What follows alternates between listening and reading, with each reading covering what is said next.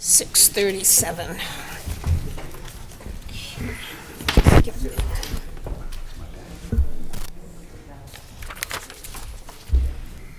Okay, before we begin our session, could we please stand for the Pledge of Allegiance?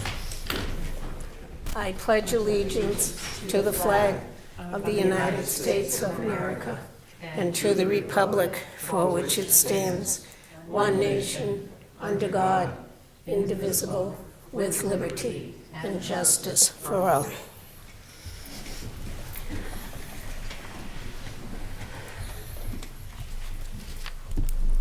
Okay, public service announcements. Priscilla, do you have any? No. Chase? No. Mike? I'd like to wish everybody a happy Thanksgiving this Thursday, and it will be a time to reflect on all the good things that we have in our town and state and across the nation, and I wish everybody a happy Thanksgiving. Okay, Mary? I do as well, and God's blessings. Okay, we all do.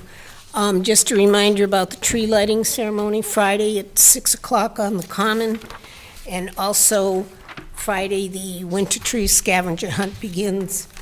And speaking of winter, there is a winter packing ban from now until April 15th. And in the bylaws, there's also the regulation about shoveling your walk within 48 hours after a storm, unless extraordinary measures, and then the town will step in and let the record show we're being recorded by the Telegram and Gazette. Okay, next we have a poll hearing. Mary? National Grid has made a petition to the Sturbridge Board of Selectmen to install one SO pole on Podunk Road beginning at a point approximately 1,700 feet southeast of the center line of the intersection of Podunk Turnpike. National Grid to install one new 35-foot C2 pole, 64 by 1, approximately 40 feet on the opposite side from existing pole 64, and approximately 1,700 feet from the closest intersection of Podunk Turnpike. This work will be installed for the new customer at 226 Podunk Road.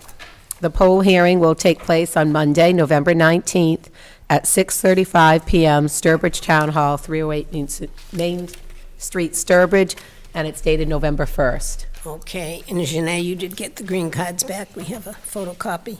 Okay, would the proponent please come forward? And if people have not signed in, would you please do so?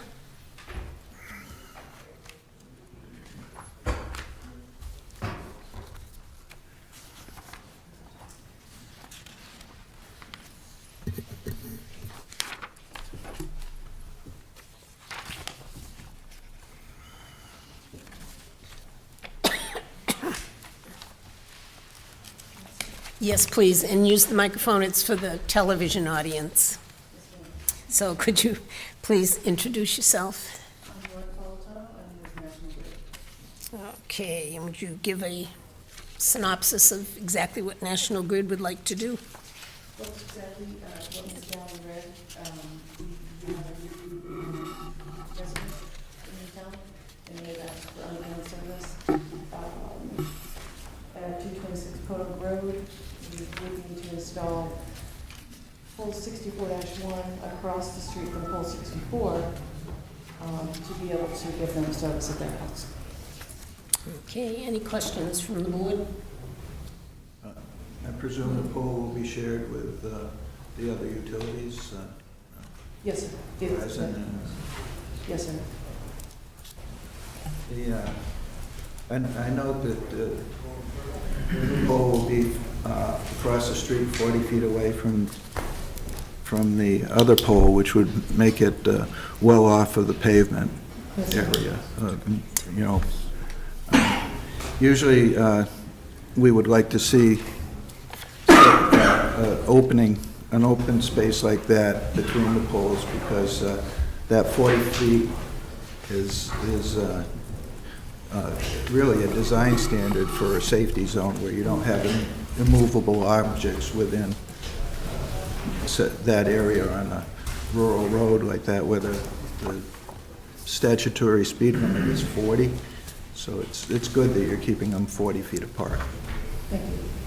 Okay, and did you get the DPW director's suggestion? He had no concerns other than the location should be 4 to 5 feet off the edge of the pavement. Madam Chair, I think the pole will be considerably more than 4 or 5 feet.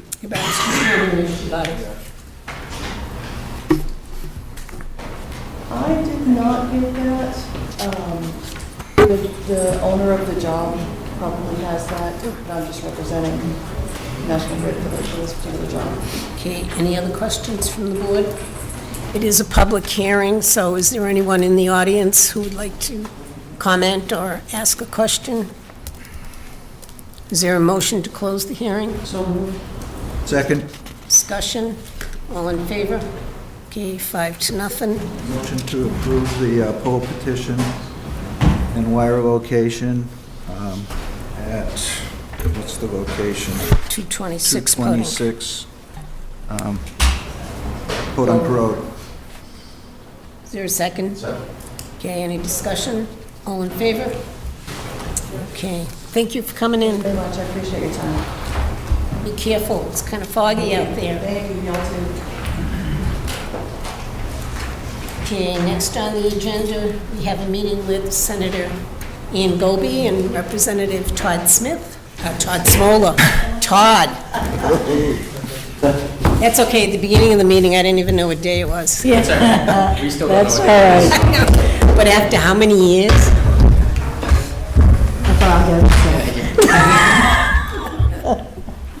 Good Good evening. evening. How's everybody?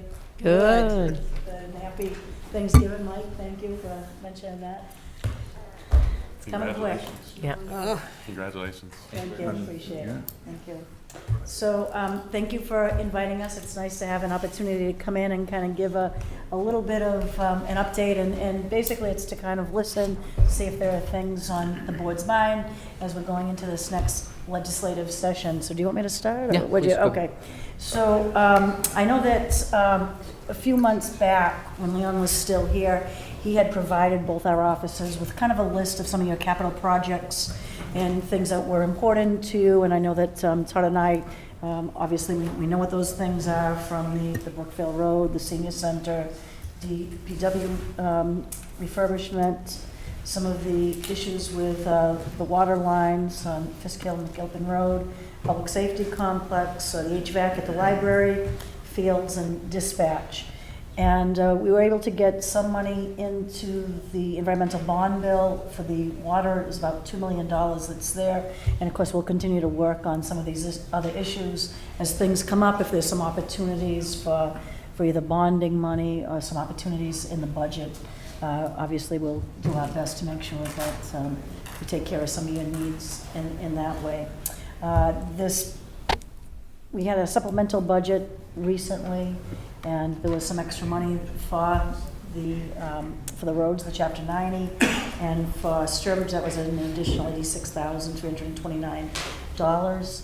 And of course, there's a lot of things happening in the area, and there are some that I think that we'd be interested on what the board may be thinking or not thinking about, as far as with the LNG plant that's being proposed in Charlton. I'm hearing quite a bit from some of the Charlton residents. I haven't heard too much from Sturbridge residents yet, and I'm not sure if that's something that the board has taken sort of an official or unofficial opinion on, and if you've been talking with the folks in Charlton on that. Obviously, the Casella situation continues somewhat, and we continue to see what's going to happen with some of with the contamination, and continue to work with DEP on that as well. So those were just a few things that I just wanted to bring up, and hopefully to get a little bit of feedback from the board, and if there are other issues. And we're getting into, Todd will speak a little bit on the budget process, because we're getting, it's like it never ends. Budget never ends. We continue to get right back into that. So I'm going to turn it over to Todd for a few minutes. Thank you very much, and thank you for having us here tonight. In terms of timeline, right now, our legislative session runs in 2-year cycles. So we're approaching the end of the second year of the legislative session. So any bill that's in the pipeline right now, if it doesn't get dealt with by December of this year, it virtually dies, and then would have to get refiled come January when the new term starts. Right now, what we're doing is we are preparing for fiscal year budget 2020. The Ways and Means Committee is going to come together on December 5th for what's called the consensus revenue hearing. So that's basically where we get the members on Ways and Means Committee to come out, and members from administration and finance from the governor's office, and we sit around and we talk to the financial experts, and we try and agree on the revenue number for the next fiscal year. It's not an exact science, so we do our best, yes, but it's something that we can work from so that we can start to write the budget, and that's what we're doing basically over the course of the next month or so, is we're going to begin that process of writing the budget. Come January of next year, probably more into February, the Ways and Means Committee will go around the Commonwealth of Massachusetts. We do kind of a road show, and we will have different public hearings. We break them up into categories, and we basically hear from the different secretaries, undersecretaries, and people from the public to offer us guidance and feedback on where they would like to see the budget move in the next fiscal year. So that's what we have online in terms of the budget. If there are legislative initiatives that you have your eye on, and I've talked to some of you about those, we both have, please keep us in the loop on those. If they don't move by the end of this calendar year, obviously the mission would be for those to be refiled in January. So if there's some particular initiative that you'd like us to continue to keep on our radar screens, please make sure that we know about it. Or if there's anything relative to a new filing, that's something that we're happy to speak with you about. I want to mention 2 things that the Senator didn't mention, but that we're both very much involved in. Number one, that's the Crumbling Foundation Commission that's actually been created. Both the Senator and I have been very active in that process. We actually even have some Sturbridge residents that have been impacted by this. If you haven't heard about what it is to give you the brief 30-second overview. It is a company way back when that was involved in pouring foundations, and there was in that process, there was something called pyrite that was in that process that basically over time erodes and crumbles, and then ultimately creates a serious problem for homeowners. We had a forum for that in Munson a few months back, and we did see some Sturbridge residents that were there that have actually been impacted. They are victims of having these crumbling foundations. And so both Senator Goby and I have been appointed to the commission that is going to begin our work hopefully by next month. We will be having public hearings, and we're going to be gathering some information from homeowners as well as people from the realtor markets, the local municipalities. The state of Connecticut has actually been dealing with this for a couple of years now, so they were sort of queued it up. And we know that the company that actually dealt with this particular service that is long gone and out of business, but they hit our catchment area in Massachusetts, so a number of the communities that are contiguous with Sturbridge are actually in the catchment area. So we are trying to do the very best that we can to catalog as many of those individuals as possible, and obviously people are very concerned about coming forward with that information, because once you ask the question about whether or not you have this in your foundation, then you have to disclose that answer, and it's becoming a serious problem for homeowners that are either looking to refinance, sell their homes. So it's a massive issue that we're really trying to get a handle on. We've actually brought in members of the federal delegation, legislative delegation as well, to talk with them from the federal perspective. So we've got local, we've got state, we've got feds that are trying to come together and see what we can do, if anything, to help out the homeowners that are suffering from this challenge. And the other thing is something that the Senator Goby and I are involved with is the East-West Rail Study in Massachusetts. This is obviously something that's huge for our region, but it's been a discussion that's been ongoing for a number of years. The Department of Transportation announced today that they have settled on the person that they're going to contract with in order to do a review of this, and specifically an East-West Rail Study that is going to tap into Boston to either Springfield or Pittsfield transit system for rail is something that's going to be explored as part of that study. So we're very much involved with that, and we're continuing to get feedback from people in the region, and we're going to watch that develop, as the study is going to take approximately 12 months to 18 months. So they're going to come up with that information and determine a plan from there. So these are some of the things that we're actively working on right now, and they're very much alive, and they're going to be issues of priority come the next legislative session when we start in January. Okay, comments or questions from the board? Priscilla? Yes, Senator Goby. Yes. You mentioned the LNG in Charlton, and that's off of Route 20. Just a question, I'm not expecting you to have this answer, but just maybe you know where the state would go with this. The wear and tear on Route 20, it's going to impact Sturbridge. I understand it's in Charlton and all that, but it is going to impact Sturbridge.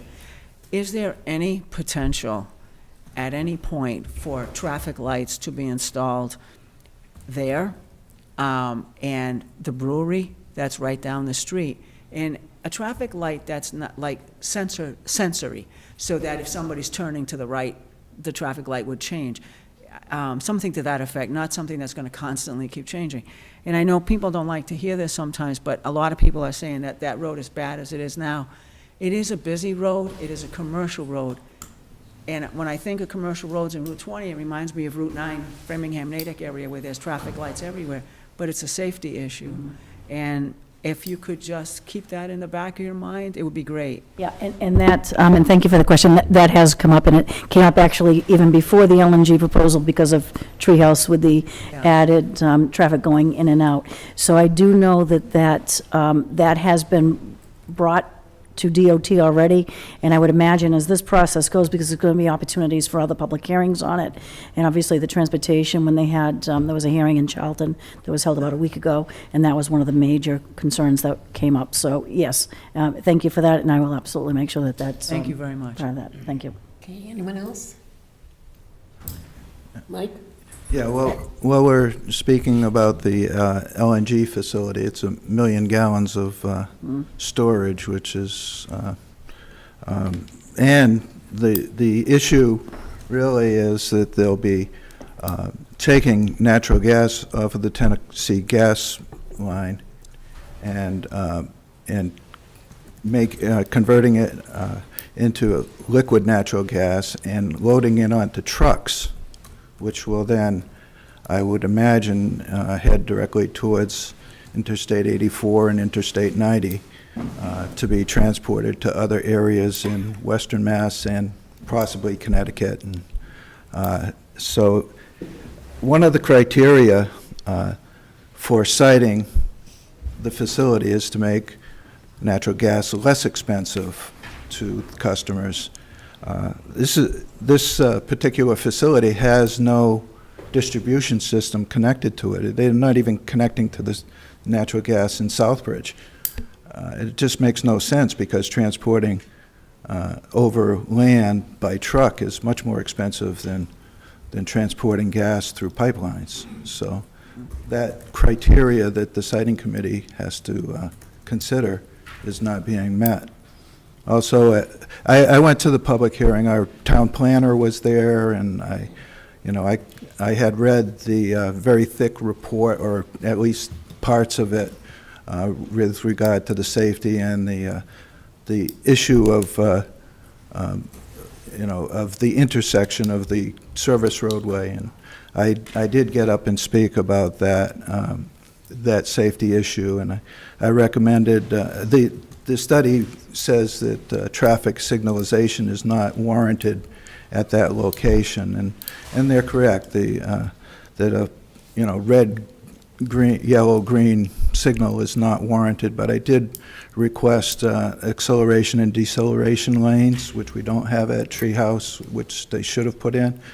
A flashing yellow beacon possibly at that location, and maybe some strobes, advanced warning strobes when there is a vehicle entering the intersection. So I did make those comments to see. So I would like the siting commission to consider, the additional safety and, and there's also some environmental impacts, sound and lighting that was discussed at the hearing. And it's something that primarily affects Charlton, but it also affects Sturbridge, because that's where the trucks are going to be heading, right towards Sturbridge to get on the interstate highway system.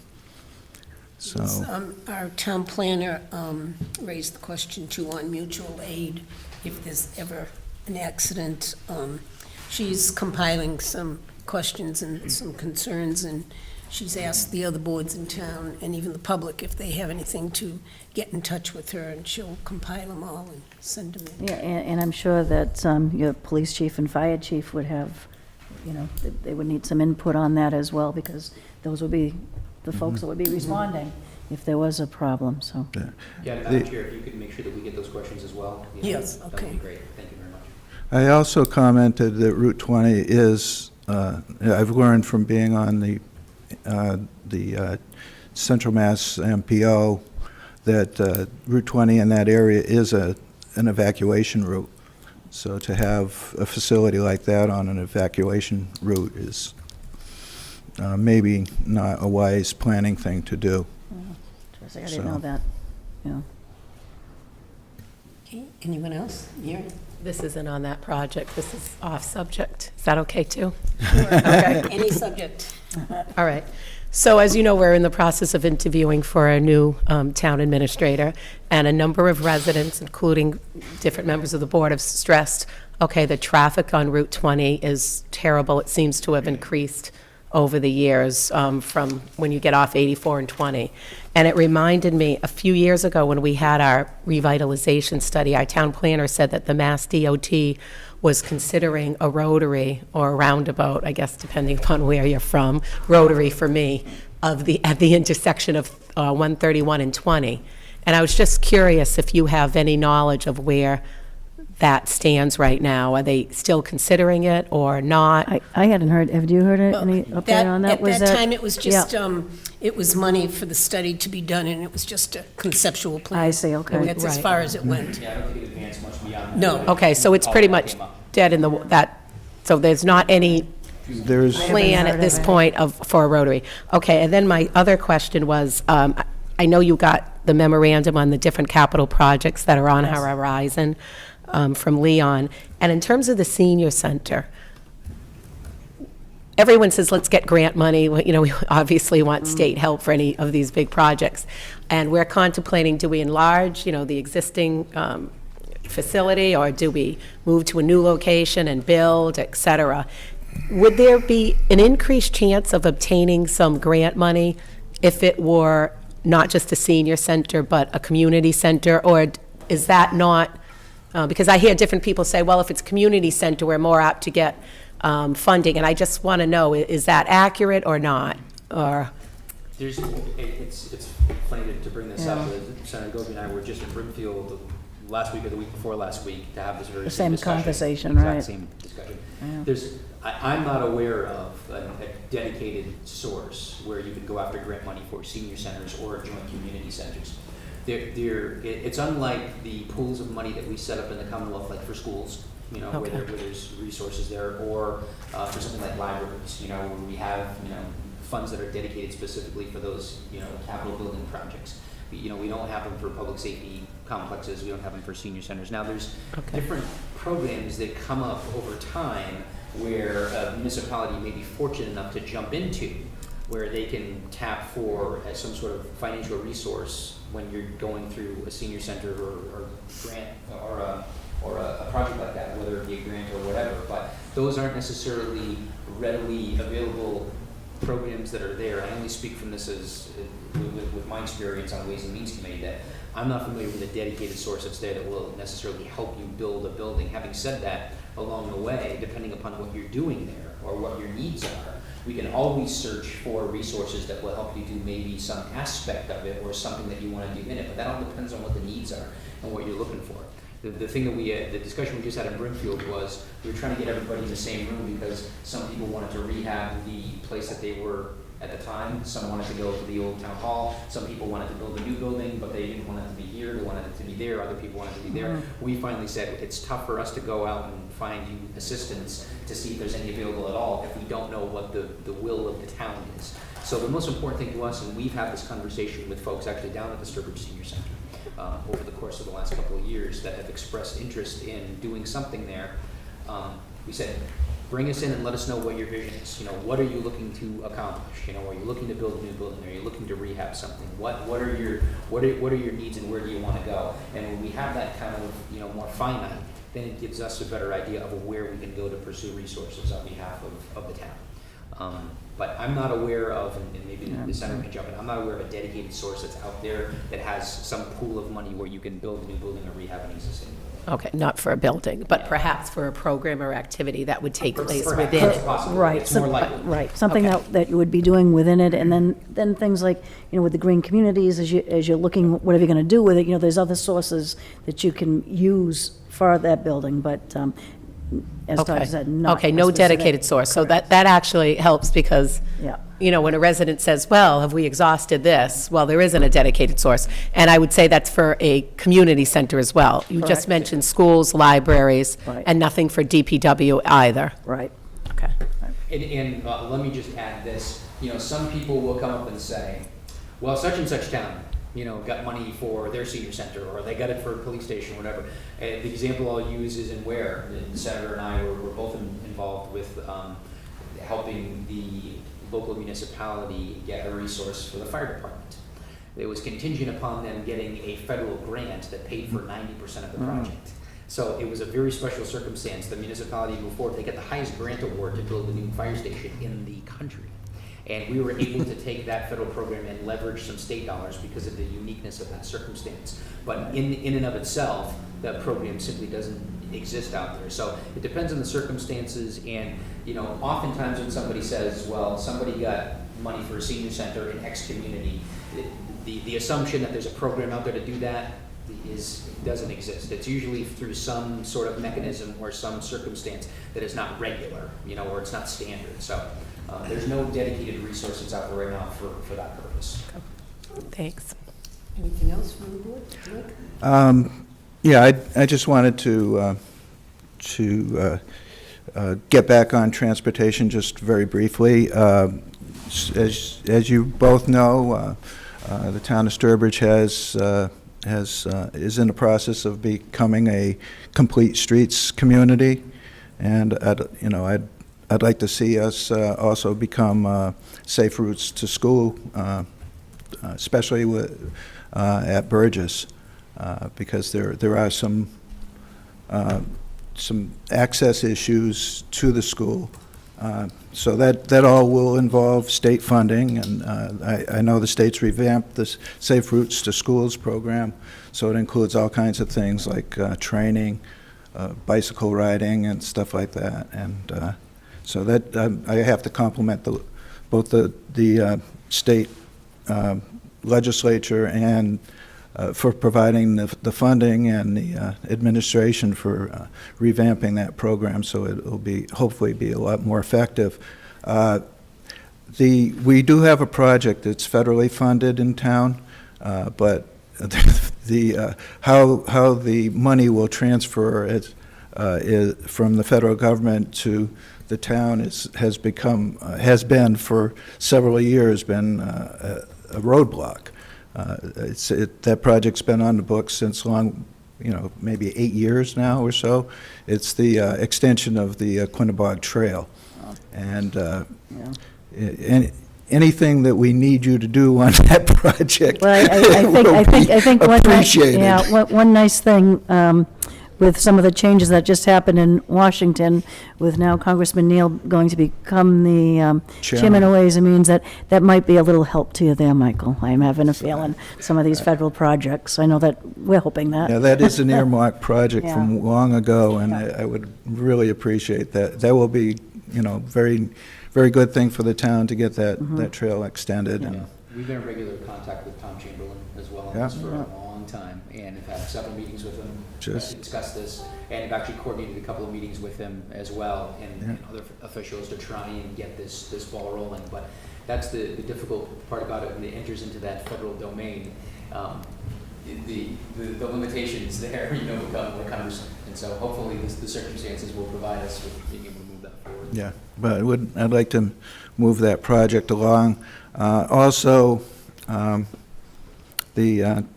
what's happened over the last 25 years for Chapter 90 funding the state was appropriating statewide $200 million a year. What's happened over the last 25 years is now that 25 years ago, that pretty much paid for all of the road maintenance work in Sturbridge.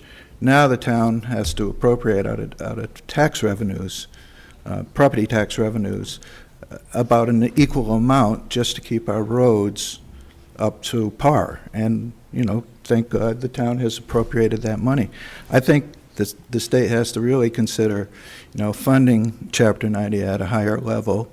It's been proposed at the level of $300 million, and you may want to consider revamping the Chapter 90 formula somewhat. I know it's been out there for a long time, but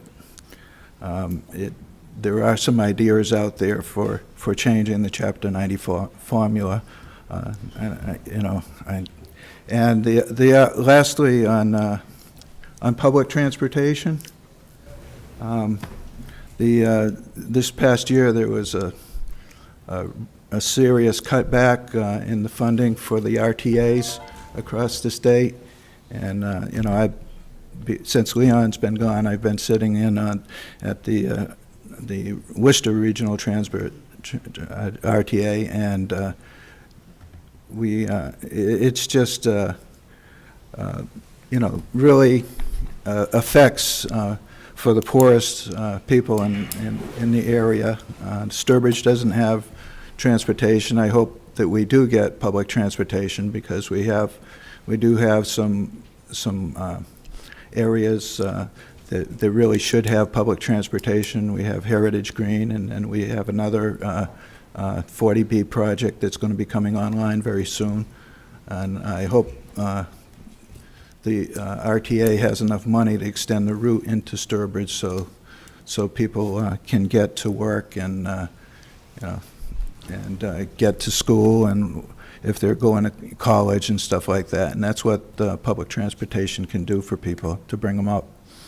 So I'd appreciate funding at, Right, it was funded. at the 88 million Right. level, or maybe a little bit more. Right, so it was funded at 82, the additional $6 million to bring it up to 88 is dependent on the RTAs meeting certain performance standards. Right. And Worcester's on track to do that, and so they should be okay to be able to get that extra funding, but that was one of, there were some concerns on what was happening in some of the RTAs.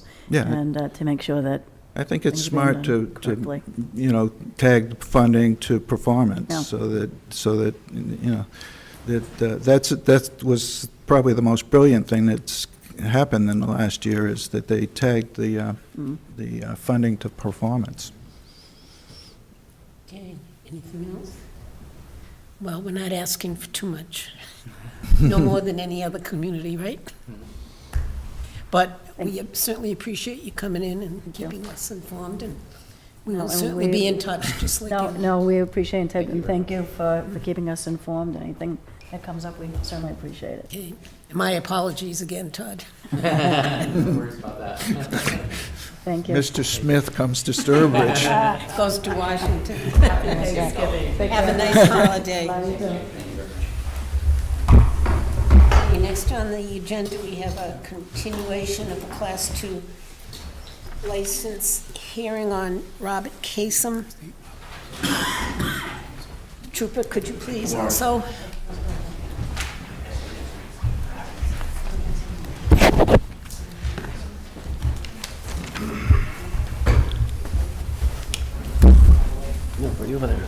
Okay, could you all introduce yourself for the audience at home in the record, please?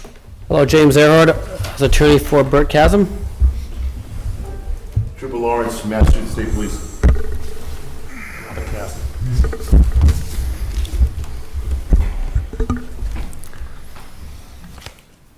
Okay, we left it last time, we hadn't made a decision to pull back the suspension on the license, even though Mrs. Dowling had a very good point that the court case was dismissed.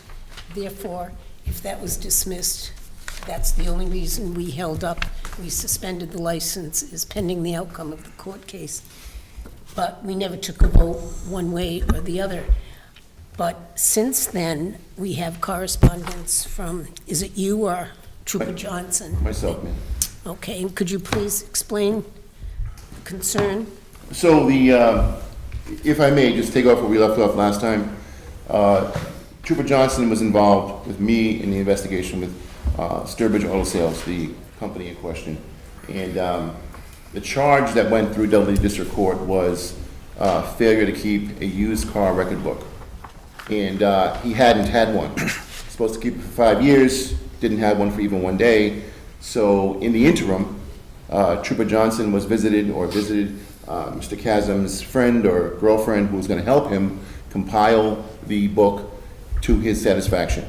And because she had done that, that's what happened. The case was dismissed.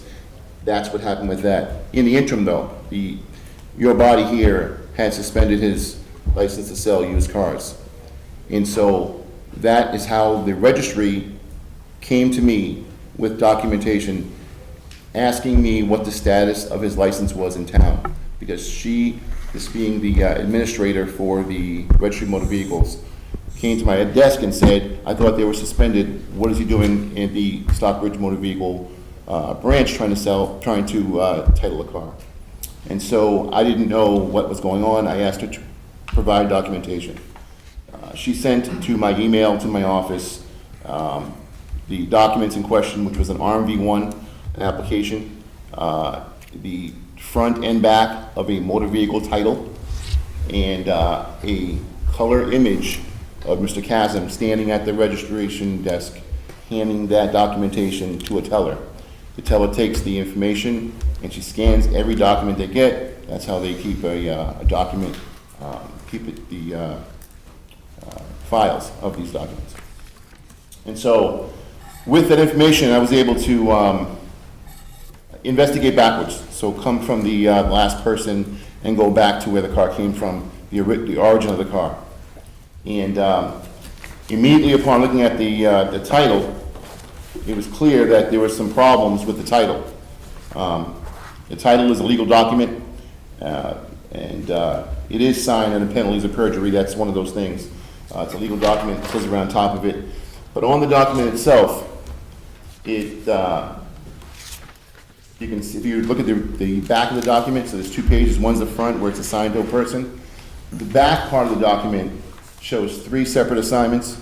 It's actually 4. The actual owner of the car, who donated it to a charity cars in the very top. And then that person sold the car, that company sold the car to Sturbridge Auto Sales. And then Sturbridge Auto Sales sold it to a company called J.P. Carroll in Lexington. And then that company sold it to Mr. Fet Singh Bongsa in Sturbridge, one of your residents. Looking at that on its face, this thing changed hands 4 times, allegedly. And in 4 times it changed hands, the mileage never changed in all 4. In fact, I would suggest that the handwriting on most of the mileage is the same. That's the first thing that stands out. Because the person who ultimately owns this vehicle is going to have this vehicle registered and have to have it inspected. Why would you buy a car that you haven't even test driven and put 1 mile on, much less no miles? That's why it stands out. But it also stands out that whoever signed several of these things, apparently the dates are written by the same person, and most significantly in the bottom here, the transfer between Mr. Carroll, the second reassignment, and Mr. Singh Bongsa, the third reassignment. The dates are written, the lettering is almost the same. The 8s and the 18 are segmented. You don't have to be a scientist to figure that out. What's happened is that this person miraculously sold the vehicle to Mr. Chasm's abutting neighbor. So the guy in Lexington somehow got this vehicle, allegedly, and owned it. And then Mr. Chasm sold it to him. And then eventually, the final owner of the vehicle winds up being the abutter, the rear abutter to Mr. Chasm's property. And then the question would be, when Mr. Chasm, being the second assignment person on the back here, he loses his interest in the vehicle when he sells it to Mr. Carroll. But somehow on 10/22 of this year, Mr. Chasm is seen in the registry attempting to swap the title to Mr. Fet Singh Vongsa. So what I did is I went back to the J.P. Carroll in Lexington, and I spoke with the owner there. And the owner there told me I expected him to show me his used car record book document that looks like this. And what's supposed to happen is on a sheet, the top part is the vehicle when he got it. The bottom is when he sold it, and the middle is the origin where he got it from. But they didn't do it at all right in his place, and the bottom part is what represents the vehicle in question. And the vehicle was sold allegedly to Mr. Fet Singh Vongsa, but Mr. Carroll's own record book says Fet Singh Vongsa's name on the line for the transaction, but above his name is the word written Burt, and Burt in the industry is known to be Mr. Robert Chasm of Sturbridge Auto Sales. So he was involved in this process. So I asked Mr. Carroll to produce a canceled check from his accountant. He said he would do that.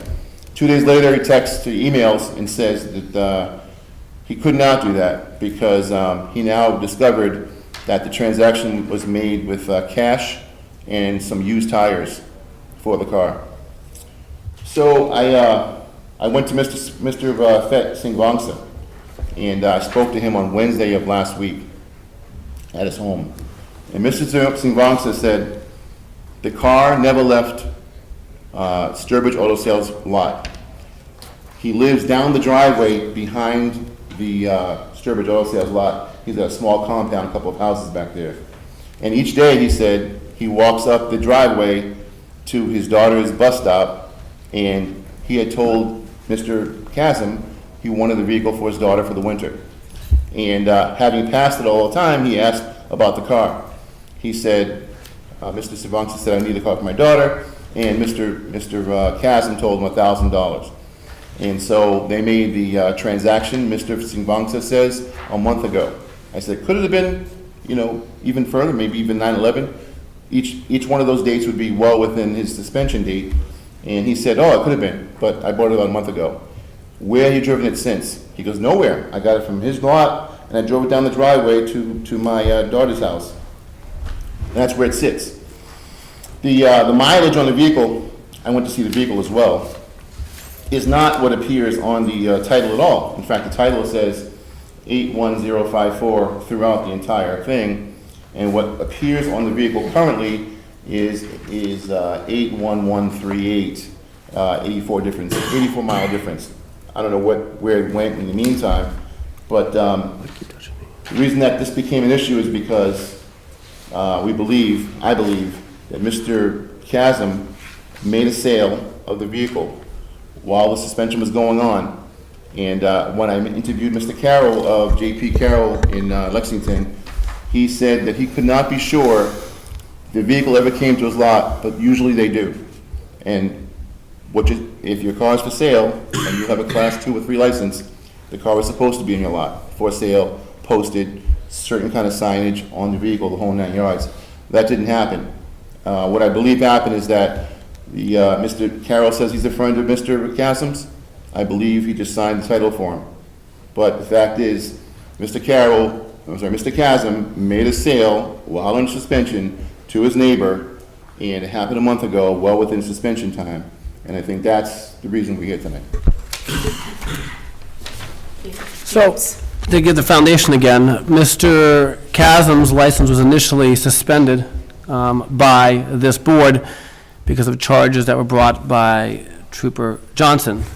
And the charges that were officially in front of the Dudley District Court, which are the charges that exist, were failure to have a proper record book. Those charges were dismissed before arraignment. And I have emails, and I think you've seen them from Trooper Johnson saying that I've talked to the Assistant DA and we will dismiss the charges before arraignment. And I was at that hearing, and Mr. Chasm's assertion, the assertion that Mr. Chasm didn't have his book properly in order, we believe was incorrect, and the charges were dismissed in turn. Okay.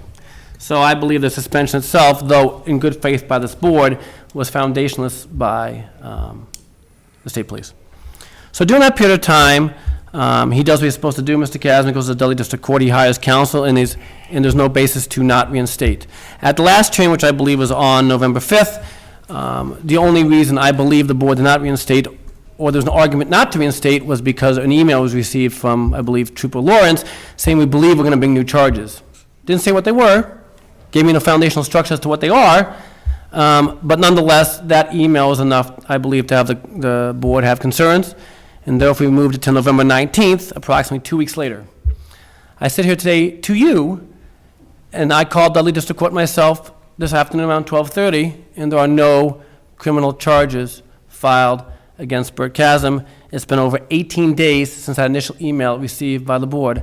I sit here today with you, having seen no evidence, no documentation to support the charges that have not been brought by Trooper Lawrence. Indeed, the document Mr. Lawrence is referencing, Trooper Lawrence is referencing, which I, for the first time I'm seeing over here, is the exact same document I waived to the Board of Selectmen on November 5th, talking about Mr. Fonsai, I believe it was Mr. Carroll, and explaining to the board that I believe this is what Trooper Lawrence may be referencing in his email, and went on to explain to the board that that chain of title was fully supported.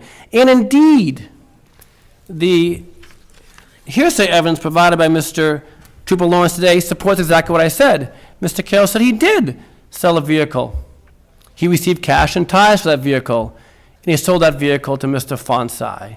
Mr. Fonsai says, I did indeed buy that vehicle, and I paid for it. The question is whether it was on Mr. Chasm's lot or on Mr. Carroll's lot.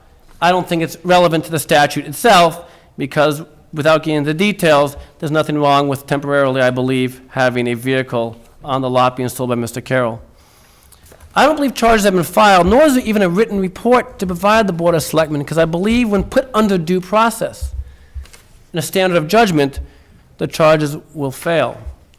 To deny Mr. Chasm the right to have his license reinstated when it was suspended in the first place without foundation, to deny the reinstatement based upon unfiled charges, unfiled written reports, hearsay evidence, which for the first time I'm hearing today, which I believe his own fact pattern is rebutted by his own statements, it should be reinstated. To repeat, the only reason Trooper Lawrence is asking this board to keep their suspension in place is, one, Mr. Carroll, undisputed, sold a vehicle to Mr. Fonsai, undisputed. Mr. Carroll received money for that, undisputed, by Mr. Fonsai, undisputed.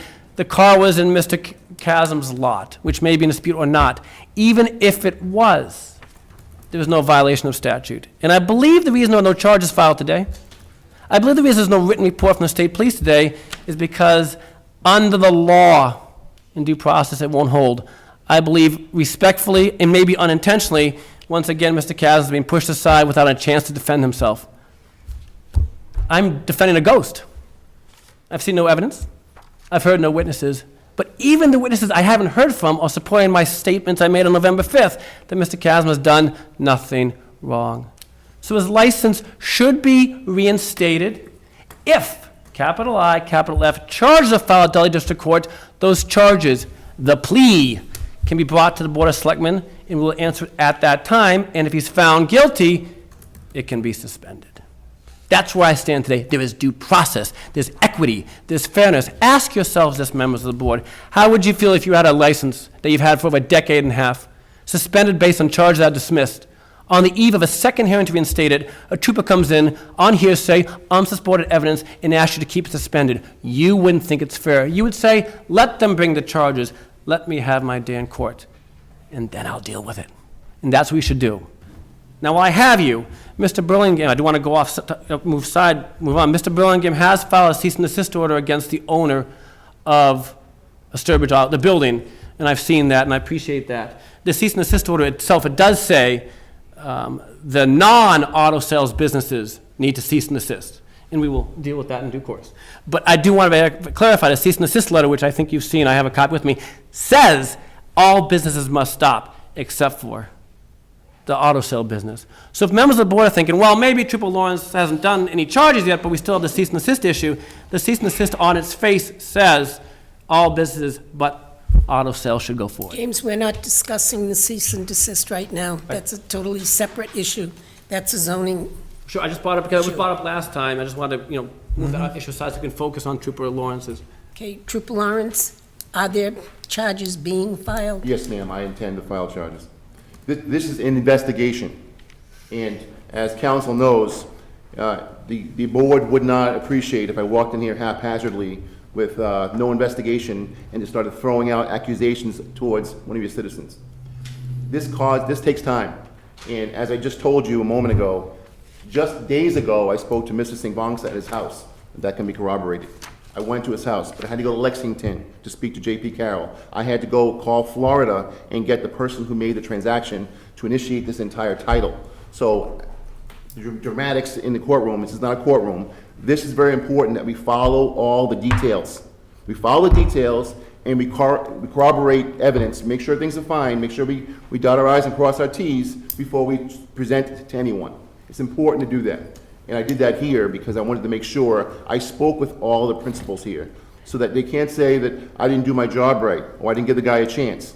Okay, so we're going backwards in time to the other incident involving Trooper Johnson. That whole thing was precipitated upon an investigation that started about him taking titles to another state to circumvent the inspection process in Massachusetts. That's how it all began. So I got involved then. Yes, ma'am. Mary Ann? Thank you for bringing that up, because I want to go back in time to that event. Yes, ma'am. Okay, so when the board suspended Mr. Cassim's license, we had safety concerns. Yes. And you came forward with Trooper Johnson, and you very elaborately described how he allegedly was trying to circumvent our safety and inspection laws by diverting the cars through to Vermont that didn't have the same ones and back again. Yes, ma'am. Okay, so I was under the impression that charges were going to be filed with respect to, with respect to that allegation, but now find that the only, believe me, and correct me if I'm not, correct me if I'm wrong, the only charges that were brought dealt with not keeping a proper book.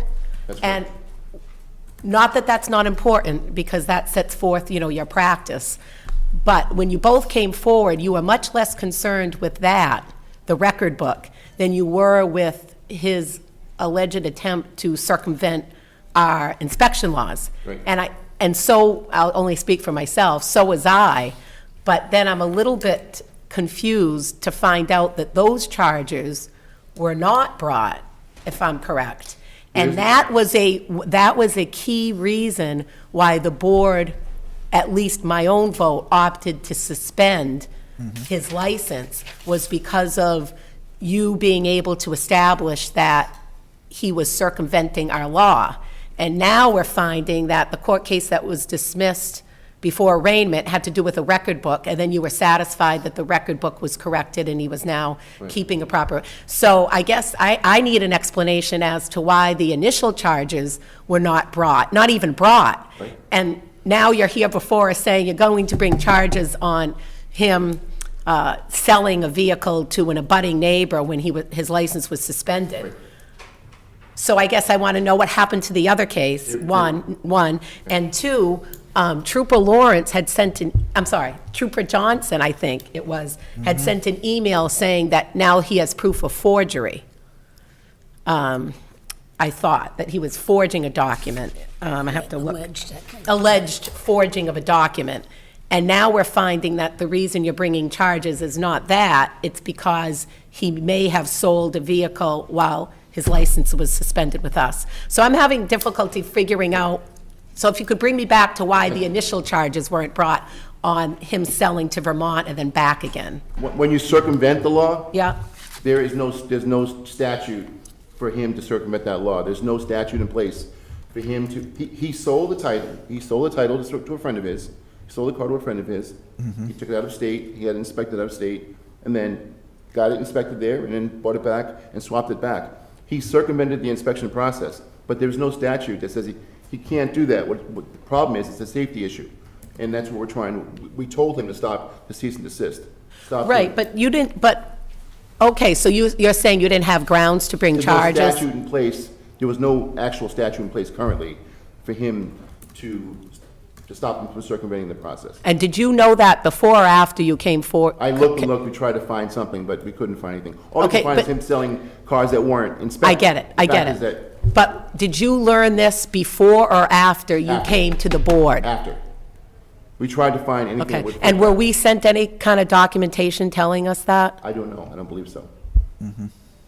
See, so that is a bit disconcerting to me, because you came forward with that as your reason, and then you since learned that there wasn't, I know it was a safety issue, but there wasn't any violation of a statute, but yet we never got notice of that. Gotcha. Until we got notice that the record booking charges that were filed were dropped. Gotcha. So I think, even as a matter of protocol, because you came forward with that, Sure. it was at least a basis for my suspending because of the safety issue. Understood. It would have been appropriate, in my opinion, for us, the board, to be updated. Understood. Okay, and then my other question is, what about this, I have to find the email. It came like a day before or the afternoon of our meeting I think it was, I believe it was November 1st. Maybe it was Okay. November November. 5th. about, I just want to reference that if somebody has it, because you were asked, they were saying that, he's forging documents. Are you going to So- file charges on that basis A as well? fraudulent motor vehicle document, yes. This is what we're talking about today. This is a fraudulent motor vehicle document. This document here is fraudulent. This is So- not. Now, here's Yeah, the issue. Okay, There's a- so are the charges going to be that, or the fact that he sold a vehicle when he was under a suspended license? Both. The charge is going to be selling a car without a license and a fraudulent motor vehicle document. It's going to be title fraud, because this document does not, it's in several different handwritings, and I think what he did was he tried to circumvent the sales process by selling the car when he wasn't licensed. And so, I'm not trying to be argumentative, but it's just a question. Why haven't you filed charges yet? Why are you coming before us? I feel like we're putting the cart before the horse. Why didn't, if you have this proof, why didn't you already file and then come to us and say, there's a court case pending? Yep, this is just days ago, this investigation ended, just a couple of days ago. So I'm just finishing this up right now, talking to the people who were involved. There were 4 different principals involved. The original sale person, Mr. Chasm, J.P. Carroll, and then Mr. Singongson. So I actually spoke to all 4 of them. Okay, I don't have to. Okay, did you want that one? Yeah, okay, so it was November 1st. If I may respond to the question Mary asked? Chase, Do you mind if I? Please, Chase. go Chase, go ahead. I've given this a lot of thought, and I just feel there's a due process that we should follow. And I don't feel comfortable suspending his license further on charges that will be filed in the future. I think we should grant him his license pending the what the outcome of an actual court case, because I'm not a judge. I don't want to be a judge. And I just think that it's a due process, and we're putting that cart before the horse, and that's how I feel on this matter. Okay, Priscilla? To answer Mary's question about the trooper, I'm the one who asked that the trooper come when we held it. So I did ask for the trooper to be here so we could hear from him. I certainly respect Chase's concern, but I also have a concern too about safety. If cars are not safe and the process isn't safe, then I do have a concern about that. This is it is a conundrum in one respect, and I understand this. I certainly understand what he's saying. By the same token, if safety is an issue, then that's another problem. And I think we would be remiss to ignore it. If I may respond? James? Yes. Let me go to Priscilla's, Ms. Jemas first. In front of us is not safety. In front of us is whether or not he sold a vehicle while he was suspended, or whether it was actually sold by Mr. Carroll to Von Saar. Safety is not even on the board right now. Indeed, safety was on board when it came to the Vermont title transfers, which, as we've spoken about, never went forward to adjudication. So the issue of safety is not in front of us, but the issue of the Vermont titles is now. Well, I beg to differ, because if you have, if one of the charges is title fraud, then, then that is a safety issue. So, one of the charges is title fraud, and I would like to go back to what was previously said is, once again, on November 1st, we have a meeting on November 5th to reinstate the license. November 1st, we get an email, a very bland, vanilla email from state police saying, we're gonna bring charges. I show up, no one else shows up. We move to November 19th. The afternoon of November 19th, we get an email saying, we're gonna do this. We don't really know why, but this is a bland email. And I stand here today and to say, well, what are the charges? If indeed they're an emergency situation, you can go to court and seek an emergency injunction. We're not doing that. And the argument that it took 18 days to investigate that, with the greatest level of respect to our state police, there are 4 phone calls to make. And he made those 4 phone calls. And those 4 phone calls all substantiated what the title says. Carol sold the car to Funk Saw. It says that. The question is whether or not, as a matter of law, you can sell a vehicle off your lot.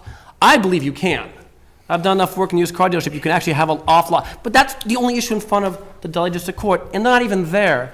And quite frankly, this license should be reinstated and then in 2 weeks, see if the charges are filed. Because I don't believe they will be filed. And if they are filed, I am extremely confident I will get them dismissed at arraignment. I'm very confident about that. But yet, this man, who's been here for 15 years in town, continues to have his license reinstated without charges filed, without witnesses, without substantiated evidence.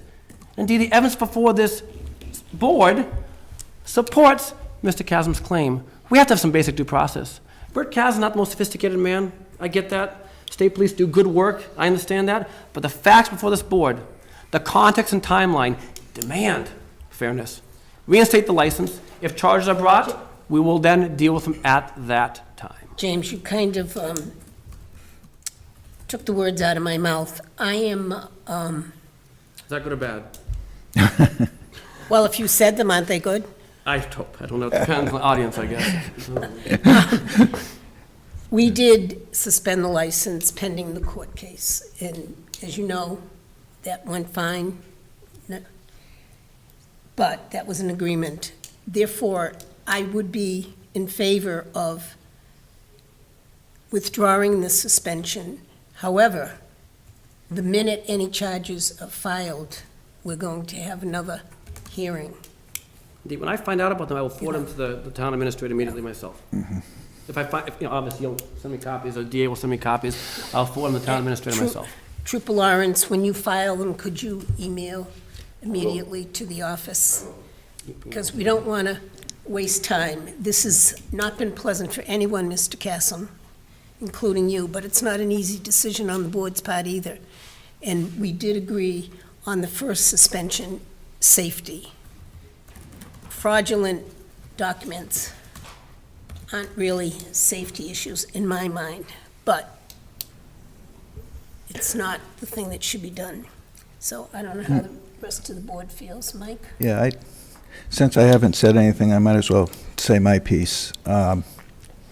Trooper Lawrence and Trooper Johnson appeared before this board back in August, and the board was very concerned about the safety issue of a salvage vehicle, regardless if they skirted around the law. We specifically asked whether the vehicles, salvage vehicles, had been inspected at a Massachusetts salvage vehicle inspection facility. We specifically asked that to get that information back from you or Trooper Johnson. We did not get that information back, and because nothing was filed on that issue, I feel this board has been hung out to dry by the state police. And if we had been notified, it would have been a different, but I'd still like to know whether the Registry of Motor Vehicles has done anything to require those vehicles to be inspected. What they've done is change the policies now that they've recognized this loophole, and any vehicle that comes salvaged from Vermont now is stopped and made to have it inspected in Massachusetts. Any vehicle. But those vehicles that went through the loophole, those people are driving vehicles that have not had a safety inspection? So the registry title officer, title review officer said that that is now, that's gone by, those people have their titles, and we can make recommendations. We can't change the title, we can't suspend it and make them go through an inspection. It's their vehicle. Mary? Go finish, I'm sorry, I didn't interrupt. No, he doesn't want to hear what I want to say, so you go ahead. Say it.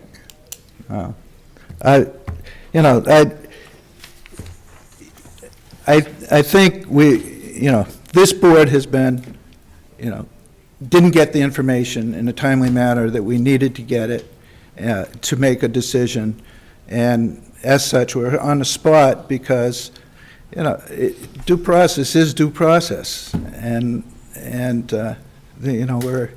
we are a country of laws and the Commonwealth of laws, and we have to follow them like you do. And you couldn't file because of a loophole in the law, and now we're sitting in a position where it's, quite frankly, I'm slightly embarrassed about the whole situation. Things have gone wrong. There's no law, though, that's the whole Yeah. point of this. The law about circumventing the law, there is no chapter and section I could have charged them with. But we could have been notified sooner that things weren't going the way they were represented to the Board of Selectmen. We could have been notified the end of August, 1st of September, and we weren't. And I just expressing Just politely that I'm upset about I that. was here back in August when this whole thing Yeah. happened. I was here before you, and I told you what I had then, okay? That's all I had at the point. At this point, he got charged by Trooper Johnson for his used car record book. That was all he got charged with. And that Yeah. went by the wayside. I don't know where it went. But we I had- didn't know until a few minutes ago that it was dismissed. But at the time, according to our minutes, we asked for you to get back to us on the safety inspections, and we never heard from you. All I know is that policy was changed by the registry. Now, all those vehicles are being inspected from that point on, so. Well, he's just saying what I had also said earlier, that we weren't told. Now, those new owners of the cars, I understand it wasn't a violation of the law, that wasn't inspected by Massachusetts. You must have their names to, I have all 5 titles, yes. okay. And wouldn't it be appropriate to let them know that although no law was violated, those cars were never inspected So they under may already know Massachusetts? because the title review officer gave me those titles. He told me about them, so it's very possible that he already contacted them. I can find out. That would what they be, know. yeah, because that was the other thing that we I had will- wanted. Maybe it didn't violate the law, but let's But- let them know that the vehicles weren't inspected. And the other question I have is, you seem pretty certain that you're going to file charges, these new charges. Oh, I am. Okay, and you seem pretty certain that now it is, well, obviously, we all know, you have to be a lawyer to know that fraud is not legal. Are you going to try to avail yourself? I mean, you don't have to come to us to suspend a license. If you think you're going to win, are you going to ask the... It's not about winning, it's just about. Okay, well, yeah. you think you're going to prevail on the charges, right? Are you going to ask for an injunction to enjoin him in the meanwhile from selling cars? I mean, that's within your, right? You mean Can't ask you the ask for board like here? a preliminary injunction? Not to us, Here's the problem, though. The court can't. because a judge could enjoin him from selling if you can show, right, irreparable harm and a Only board- likelihood of success on the only entity that can merits. do that is the town of Sturbridge. The state can't do it, the registry can't do it, it all rests here. In some cases, the cities and towns take care of it, in some cases, the police take care of it, but the licensure part of it is the Board of Selectmen here in Sturbridge. And a judge cannot enjoin him from The selling. judge may recommend He or she. recommendations, but this is where the board, this board decides. Not to get in the weeds,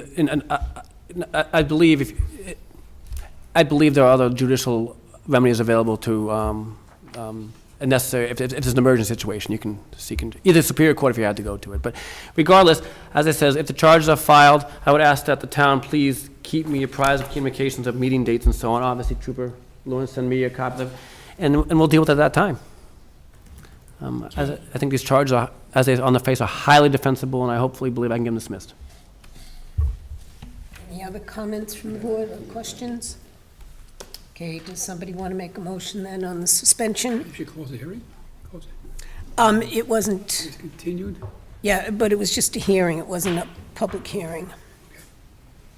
The last time, the first time, we did allow someone to speak just out of courtesy, but it was not a advertised public hearing. Was that me? Please? Was that me, the hearing I was at? No, before you. Oh, yeah, because There was a time, James. before I showed up. Okay. Does someone want to make a motion about the suspension?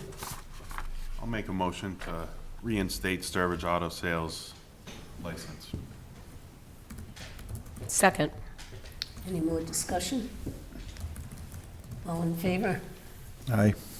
All opposed? 4-1. I have one more request. I don't know if I need to do it by motion, but I just want to make it a little more official than we did. I'm going to make a motion that we request Officer Lawrence to notify those owners of the vehicles that Mr. Kessam sold and inform them that they were not inspected under Massachusetts inspection laws. Well, I think he's going to do it. I don't. Well, I think- know, but I mean, this way here, we have a record. Purview? It's. So- we- Well, no, we- it's a request. It's only a request. It's a But motion making. we don't need a motion for We a can't tell the request. trooper It's what in the to do. minutes of the trooper. We Yeah, but can't it's- tell the state police what to do. We're not, Yeah. okay, hold on. No one has to second it. It's a request so that when we look back at our minutes, we can say there was a consensus of the board that we requested X. And that's entirely appropriate type of It's- motion. It's a request This is- only. This is the same type of thing when I requested that they get back to us on the safety inspections in August. We just requested that they did. I mean, they didn't do it. Right. It's more But- so the board speaks Well- with one voice. I don't agree with that because this is a state trooper. And my guess is, since he took the time to come here tonight to speak to whatever to the issues he spoke to, and he has said that he was going to take contact to these other folks, I'm going to trust that he's going to do this. I don't need to put that in consensus form. I mean, it's a consensus. The Telegram and Gazette's here. Well, Our there's a police motion. chief's here. It's We have nobody going to minutes. second it? That's it? I drove across the state to be here. I'll be here next time, and I'll If make sure it's- you know about. If all there the was a projects. motion, I'll second it. It was a motion. Thank you. Okay, I second the motion to request Trooper Lawrence to notify the, All in favor of the motion? All opposed? 3-2. Passes. Okay, thank you, Thank you. Trooper. Thank you. James? Mr. Cassom?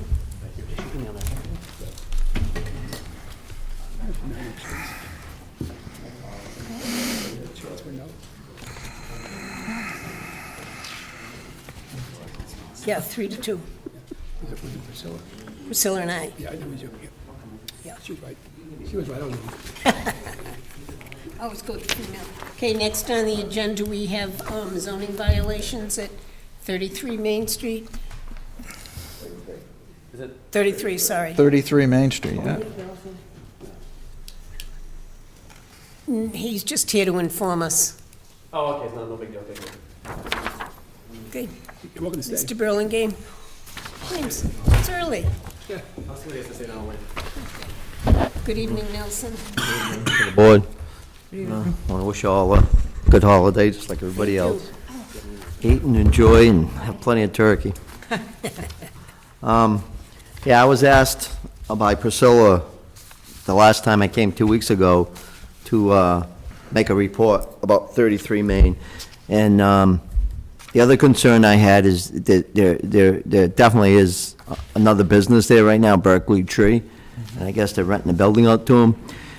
The big question is it an accessory use or is it another business? In my opinion, it's another business. You can't have it by our zoning bylaws, put a cease and desist on the building itself. I basically, you know, I told Mr. Berkeley that, you know, I was coming tonight, and I believe he's here in the audience, and I guess their argument and James's argument is that it's an accessory use, and I'm the zoning officer, so I guess at the moment, my opinion matters, and my opinion is that it's another business, and they can appeal it. That's right, they can appeal to the zoning board of appeals. And I'm of the same opinion you are. No way do I see a tree company as an accessory to a used car lot. That's just my opinion personally. Just to support what I'm saying, when I did go down there, I took pictures of where, you know, his chipper, Berkeley tree, cordwood in the yard. On the door itself, I've got pictures of the door of the garage where it says Berkeley tree, where he's renting some of the bays. And, you know, I actually feel bad for Mr. Berkeley, because I think he didn't, I don't know if he realized it, but about a month ago, I had talked to him, and I explained to him that this process, and the process is that, you know, you can't have two businesses, but, you know, he could always appeal it, but no one's appealed it, so at the present time, they're breaking the regulations, and I plan to actually, I mean, I'll give him probably a week or so to either leave or appeal it, and then I'm gonna start fining him. I mean, we had that discussion, he's, like I say, he's in the audience. I think he understood what I said. That's a question. I didn't quite hear the word appeal once. Okay. I didn't hear the word appeal, no, but I do understand everything else that's going on. If this is an opportunity to speak for myself, me and Bert behind me, the obvious owner of the building, had a verbal agreement.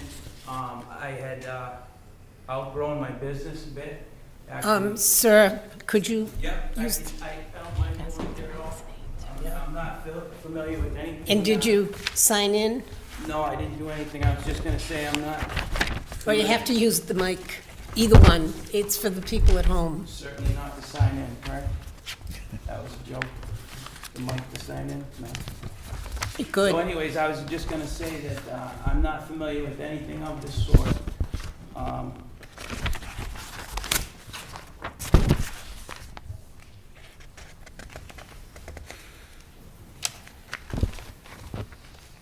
But I am James McRoy, going under the name of Berkeley Tree Service. I am licensed and all that stuff out of Southbridge. I outgrew my business very fast, was looking for a garage on, and came across this one on Craigslist. Now, me and Bert made a verbal agreement roughly 2 months ago. And the agreement was for us to, I don't know if anybody's known what that place looked like up to a couple months ago, and I know just from driving by, even to the point where I was a kid 20 years ago, what that place has looked like. But that place now looks 75% better since I've been there, and the agreement with us was for us to clean up and move in and get settled. Since that's happened,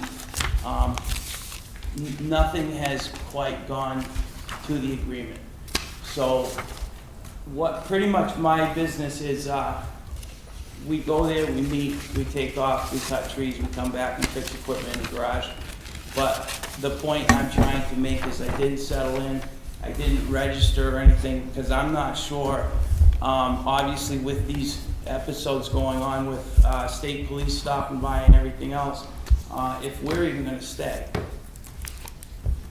Do you have a business license for? Yeah, I have all that, if you guys would like to see it. Is that a yes? Yes, please, sorry.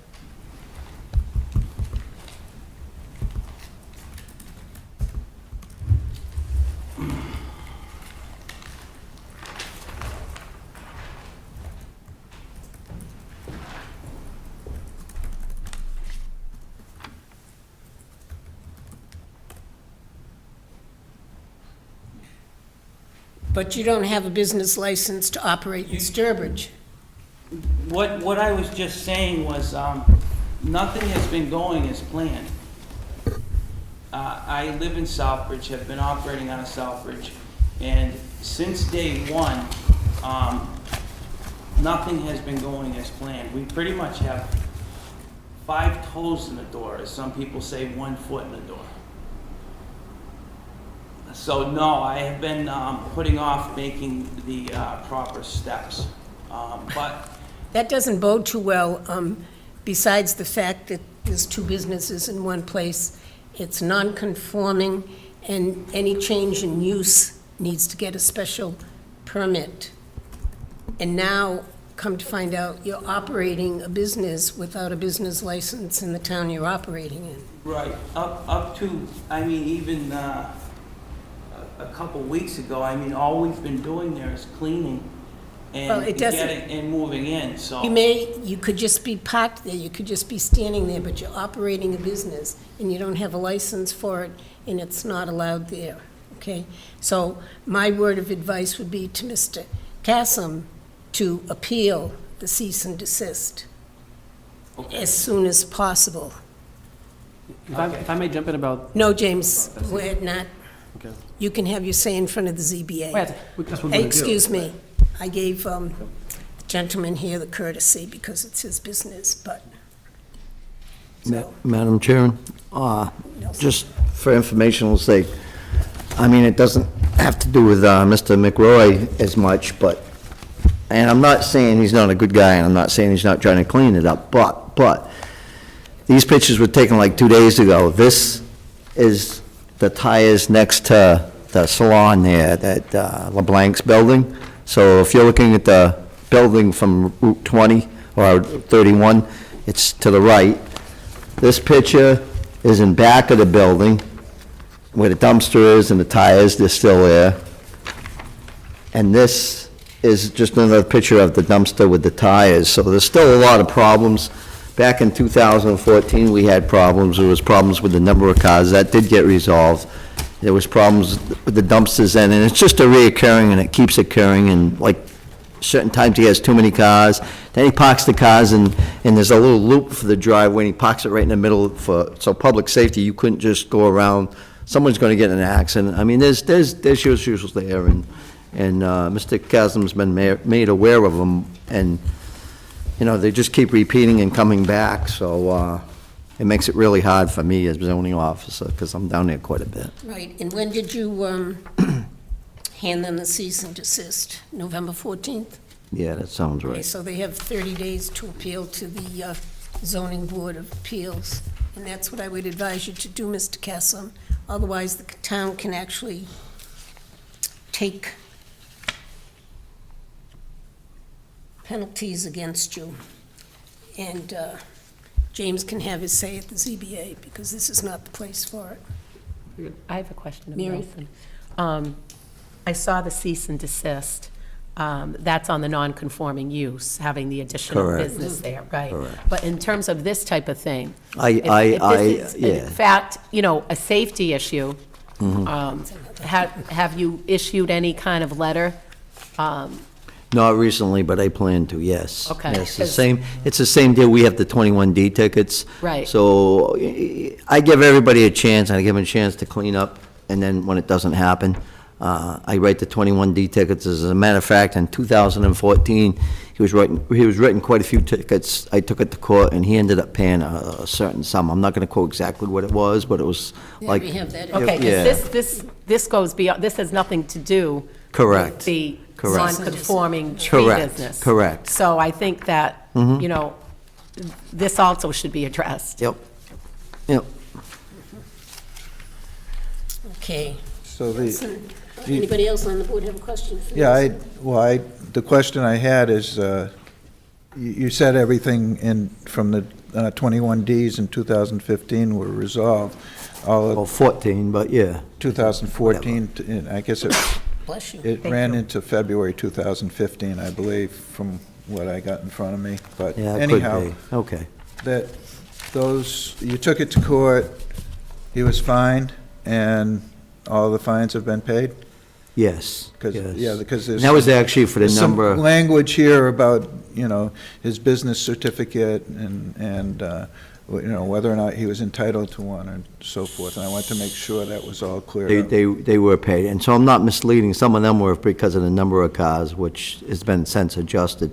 The other thing is the fire department and myself, the fire inspector, we had went there, and I even think the fire department wrote them up for the tires and stuff, and then it got clean, and then it gets clean, and then you're not pressing it again, and then it gets the same way again, and then you go there again, and so it's been an ongoing. Keep going back there and get them to clean up. May I say something? Please? I didn't know until I talked to Nelson the other day that I was responsible for Bert's trash. We were just being pretty much volunteering for my own business image there, to clean the image outside there. And then Nelson stopped by and told me he was gonna start fining me every day if I didn't finish cleaning that up. No, that's, I'm not interrupting you, but that's Yeah. not, maybe that's what you Well, thought I that's- said, but yeah, it's not. that's fine. And I'm Well, we're not here about the trash right now. Right, Um, right. Well, someone would- Nelson I- brought the zoning I'm issues not to us. insinuating on leaning towards that in the future, but I just wanted to say that, because it doesn't look good, and it's not my trash. Okay, okay, so, Mr. Cassim, you'll be appealing? Yes. Okay. So we'll see how that comes out. Okay, thank you. Thanks, guys. See you later. Have a nice Thanksgiving. Have a good Thanksgiving, too. Yes. Happy Thanksgiving. So I hope it works out, Nelson. Okay. You all set? You understand? Here, don't forget your, I do understand, yes. He needs to apply for, yeah, a license. I know, and you really shouldn't be doing any work in town without a business license from Sturbridge. So I'd go see the town clerk tomorrow. But, And I don't know if yeah, she doesn't know the zoning issues. Certificate, I have to sign, I'm not signing it. Yeah, so you can apply, though. At least you get credit for applying. Yeah, okay, thank you very much. Okay, thank you. Okay, next on the agenda, we have department head updates. Fire Chief Grasso.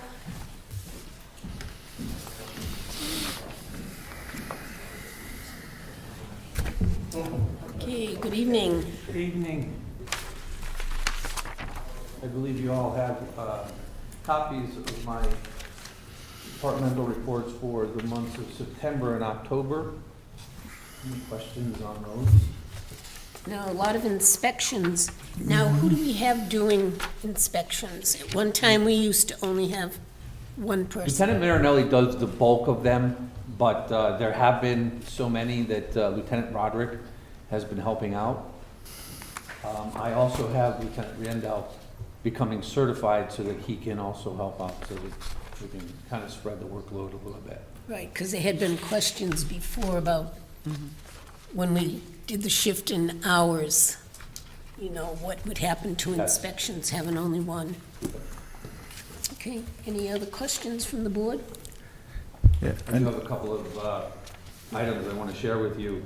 The town received a federal grant from FEMA for approximately $54,000 to assist us with the purchase of a new breathing air compressor.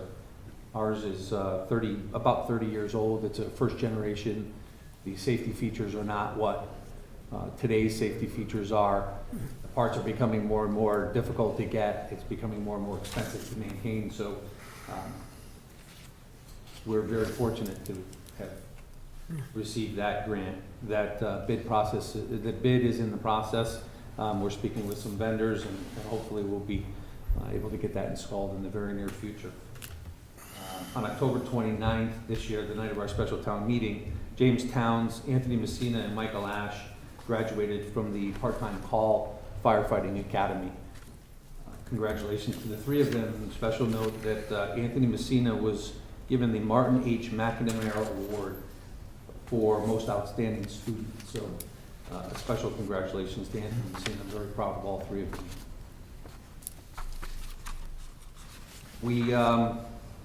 We had our annual Horribles Parade this year on Halloween night, and I'm pleased to announce that we distributed 300 cups of hot chocolate this year. So we made 300 cups, and they were all given away. So I think next year we'll have to make a little bit more. 400. Finally, one of the capital appropriations I requested in this year's budget was for a new ambulance. After many, many months of committee meetings and meeting with vendors, I want to let you know that we did place an order for a new 2019 ambulance. There's a 6-month build time, so we don't expect to see it for several months, but we're very excited and looking forward to it. And maybe some even better news, I believe we're going to be under budget. Good. Now, Chief, who was on the committee to, I had Lieutenant Randall, who's my EMS officer, firefighter, paramedic Patrick Normandin, and firefighter, paramedic John Becker served on the committee with me. So thank you to all of them as well. okay, thank you. Lastly, my wife and I and the entire Sturbridge Fire Department family would like to wish all of you and your families a safe, healthy, and happy Thanksgiving. Same to you, Chief. Chief. Same to you. That's all I have. Anything from the board? Congratulations on the grant and the performance That's of awesome. your staff. Yes, Great. thank you. Yeah. Okay, next we have Building Inspector Nelson for your report.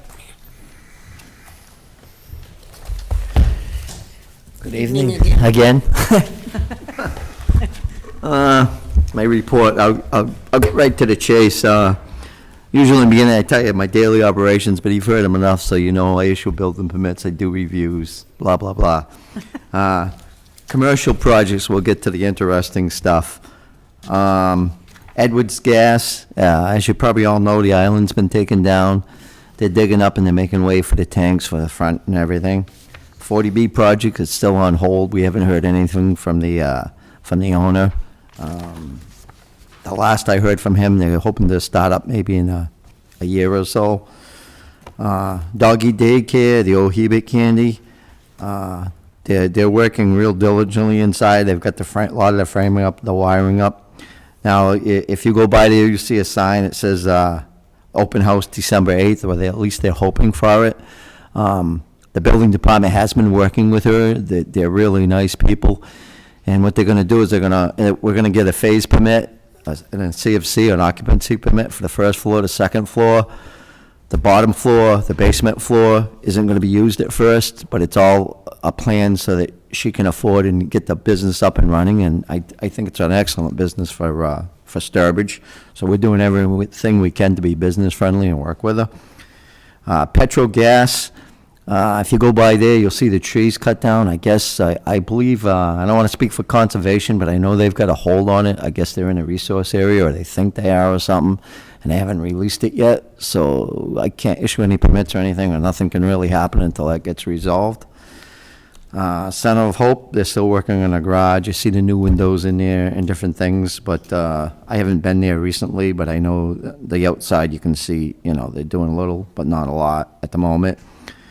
Marijuana medical facility, as you know, their framing is done. They're starting to pour the cement floor. I put pouring foundation, but I meant cement floor, and they're starting to work inside on it. Panera Bread, they're going to start to do the setup on the inside. They're getting it pretty much closed up. I know this question's going to be asked, so I'm seeing it on TV, and they're hoping to open in February or early March. They were hoping to open earlier than that, but I think, as everybody knows, all it's done is rain, and rain some more. So I still think they'll be open, probably in March. And I know a lot of people in town are excited, and a lot of people want to go to it, so it's exciting. McDonald's, it's all done. It's done over inside. It's pretty nice. I signed a CFC.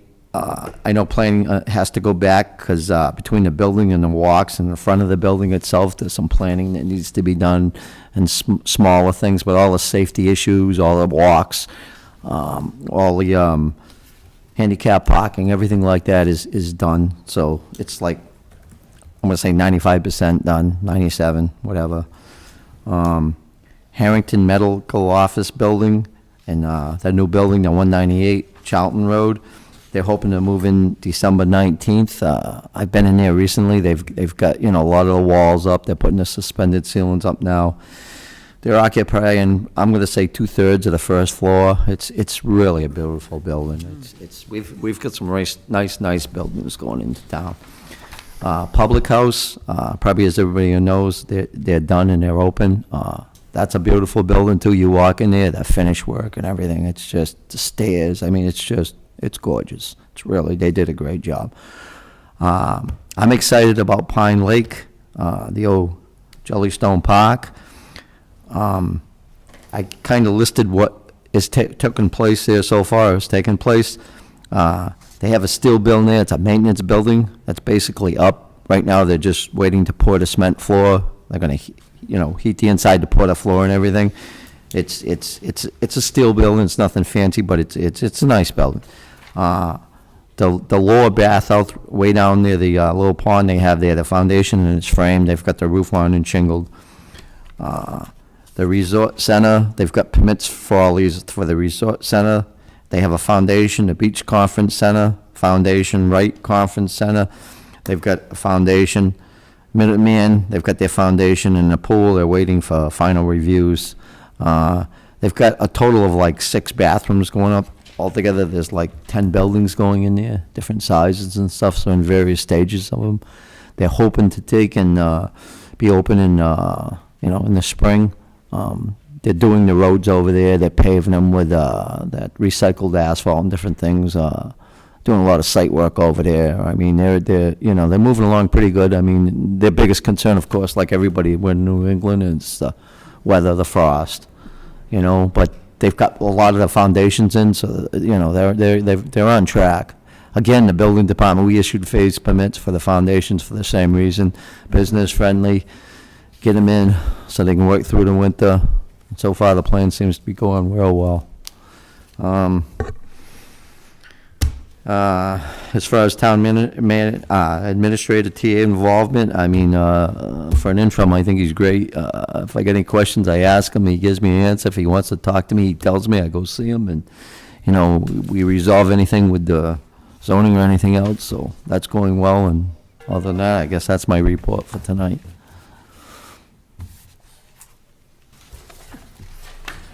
The bell just rang on. Any questions or comments I from the just have a board? question. Mary? On Edwards Gas, you said the gas island's been taken down. I drive by it every day. Are they going to just be a garage, or are they putting tanks in to be a gas station as well? They're putting tanks in to be a gas station, they're also gonna do a little convenience store in that building, Oh, okay, I didn't realize that.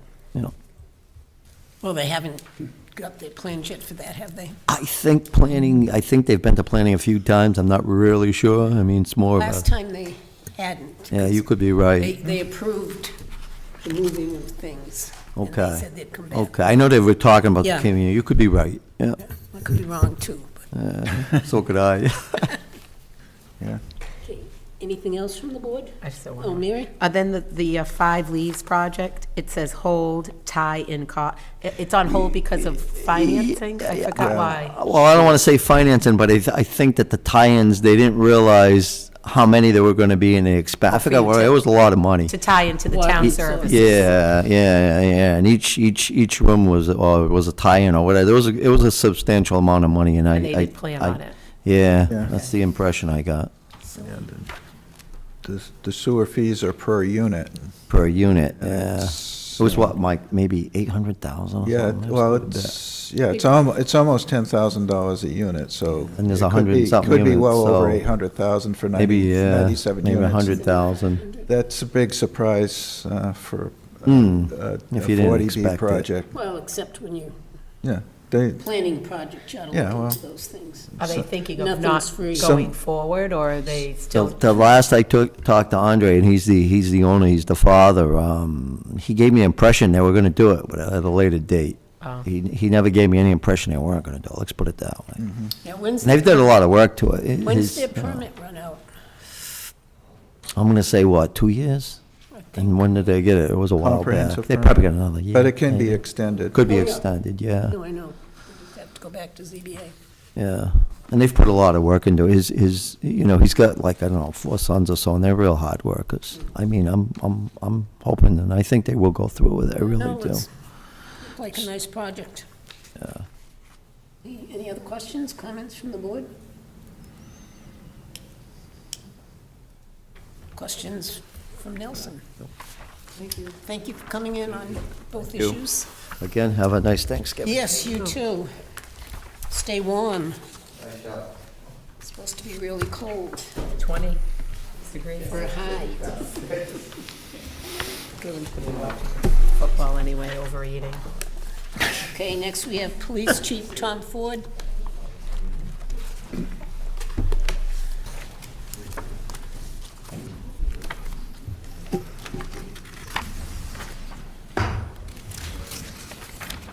Okay, good evening again. Good evening.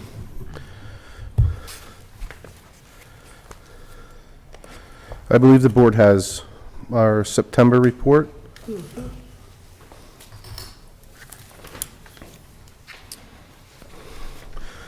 Anyone have a question on September? As you can see, we ended the summer under the operations side with a couple of very successful road races that were first-time road races for us, and having the unknown and unsure of how things were going to be handled, I thought, all told, it went pretty well for both the Burgess 5K and for the half marathon, the Rick Hoyt half marathon that we had. And I imagine if both those races stay around here, that we're going to become more successful, more proficient as time goes on. As you can see, we had a pretty standard training month and operations month, and everything seems pretty consistent with our norm. If there are any questions, I'd be happy to answer them. Any questions? Chief, maybe for the audience that's watching, you could explain. The face of the facial hair. Yes. No Shave November, and we decided to take on the challenge this year, as we have in the past. Except for in the past, we've collected from the officers and donated as a group to a different charity, a different fundraising organization. But this year, we set our sights on a group, a nonprofit group that has been to Sturbridge, unfortunately, twice, and it's Cops for Kids with Cancer. And it's a wonderful group that provides a family who has a child with cancer. Oftentimes, one of the parents has to stay home with that child to take care of that child, to get the child to the doctor's appointments. And oftentimes, as all of us know, most households both parents are working. And so it usually results in someone that has to stop working to stay home to take care of that sick child. And Cops for Kids with Cancer has been out to Sturbridge twice to hand each one of the families the $5,000 check. And so we set our sights on the Cops for Kids with Cancer, and so far I'm happy to report that through our officers' contributions and through the contributions of those in the public, those in Facebook land and elsewhere, have got us up over $1,000 today. We're at $1,020 for our donations supporting the Sturbridge Police Department. So that'll be open until the 30th. So if anybody's available to jump on the internet and go to Cops for Kids with Cancer and support us, or go to our Facebook page and you can go to the link there. You'll see a couple of hairy faces on there smiling back at you, and hopefully, it's something that we can continue to do to bring the attention to this great cause and the support that we have for it. But thanks for noticing. Oh. Well, I didn't know the date. We went with the no tie, no shave, so it's a combination. Well, I'm glad I asked, because I didn't really know how you were getting the contributions. And that's how we are. And if it doesn't happen to be now, any other time, it's a great place to send any money that you're looking to donate towards an organization that really takes care of the kids. And last I knew, it was being organized and run by volunteers and retired police officers. So there's really no overhead on that part. I think all your money goes right to the cause, to the families. And again, we've had them here in Sturbridge twice, so you can imagine what they're doing throughout the rest of the state and throughout the other communities. So we'll move on to October. I'm sorry, did anybody have any questions for September? Any questions on October? Mary? I think I might have asked this before, but I forgot what the answer was. So, our motor vehicle citation seems to have gone up like a lot from last year by 1,000. It's roughly from 3,000 citations to 4,000. And I was just curious, is the nature of those, are they mostly speeding tickets, or are they DUIs? I don't have, the OUIs are staying pretty consistent. Those citations will stay the same, so the citation numbers wouldn't be any higher than the number that you see there Oh, I'm sorry, it's a whole separate, yes, I'm sorry. yeah. So But those must be it's more it's senior. mostly traffic infractions. As Do you we as you just well. have more patrol officers out there? Oh, or are well, we have, I driving think more I think poorly? that as you know, we've recently hired several new officers that began last year at this time, and I think that they've certainly had an impact when the new officers are out there, and when we're full staff. As you know, too, we seek out many traffic safety initiatives, traffic safety grants, the seatbelt grants, the crosswalk grants, and several of the click it or ticket, or the drive sober, get pulled over initiatives. So we receive a pretty significant amount of monies each year for traffic safety initiatives, so that we also have, those are above and beyond, those tickets include those written by those safety initiatives as well as the regular patrols. Does the motor vehicle citations includes both actual tickets and Yes, written warnings? written warnings and money citations, Because yes. I noticed that there's a fairly high percentage of citations that are Right, written as you- yeah. warnings, so that's, As you can see, in October, there were 30 citations written that had money attached to Yeah. them, while there was 134 written warnings Right. given, with 118 verbal warnings and 2 municipal bylaw violations. So consistently and traditionally, it's mostly written warnings, the higher the numbers are there.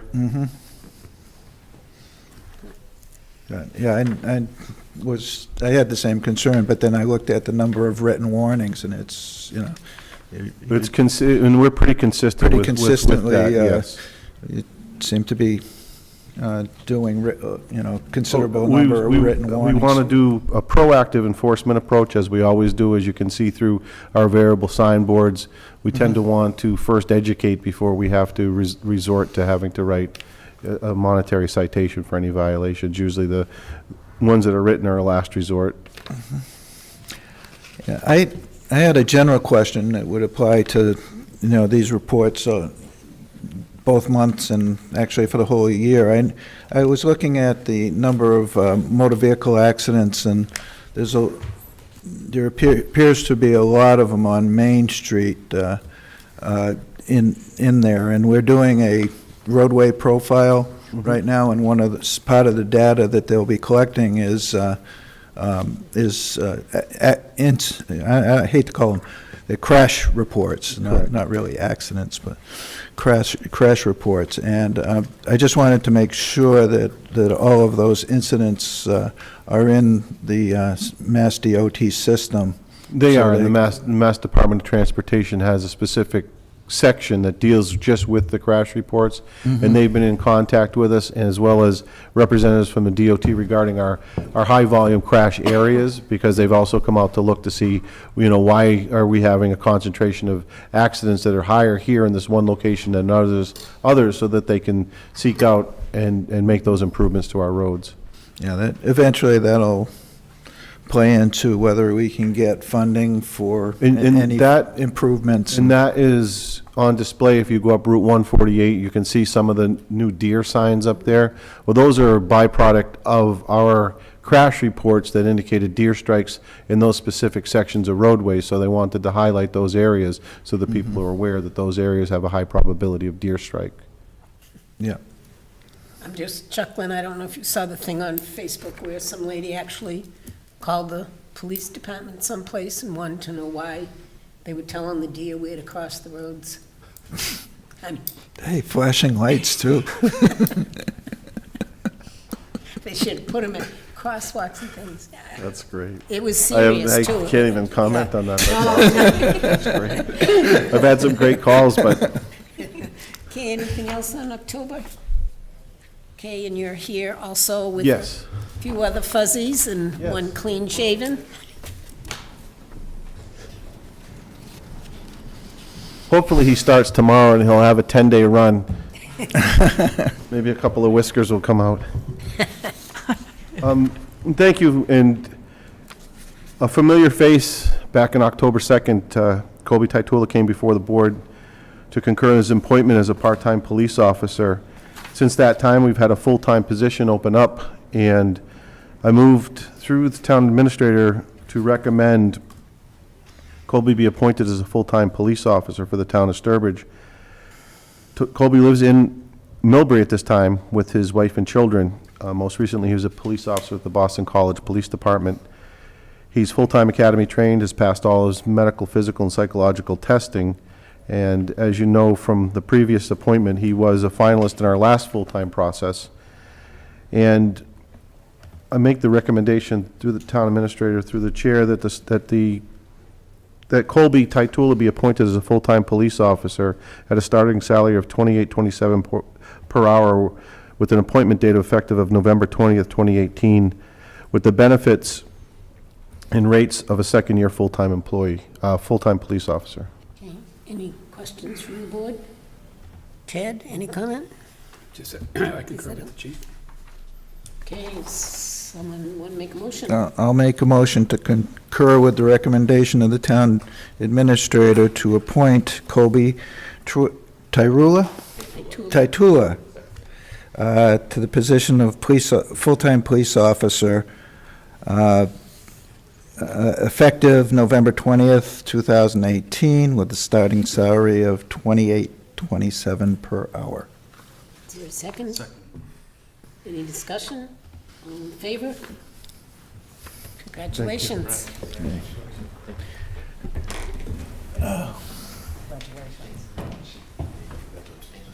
Congratulations, Colby. Congratulations. Good luck. Congratulations. Next year you put them to shame. Thank you very much. Thank you. All of you have a nice Thanksgiving with your family. Thank you. Thanksgiving officers. Okay. Next, we have a request for a livery license driver for, An appointment? You have an appointment. before that? Yeah. Oh, I'm sorry. It's okay. Boy, tonight's not my night. Okay.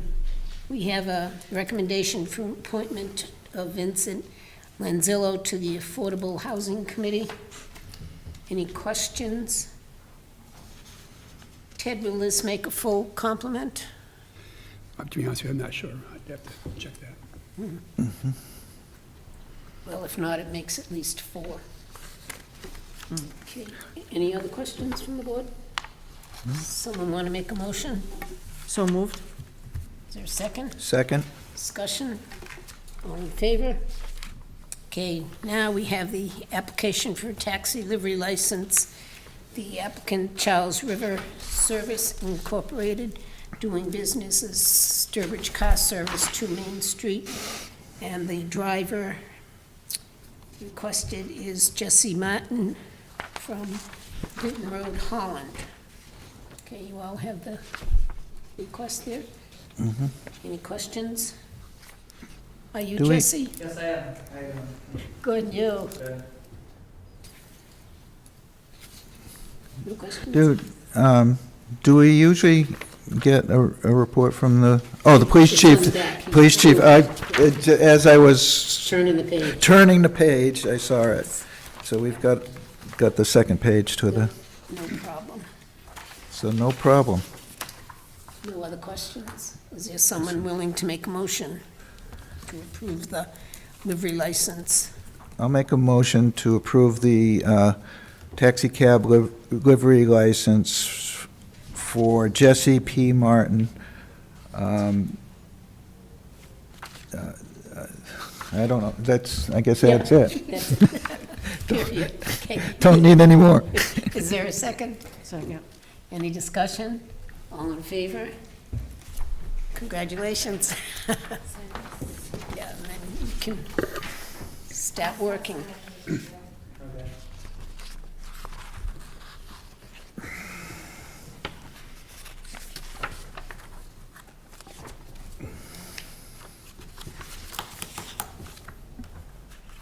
I'm sorry, Mary.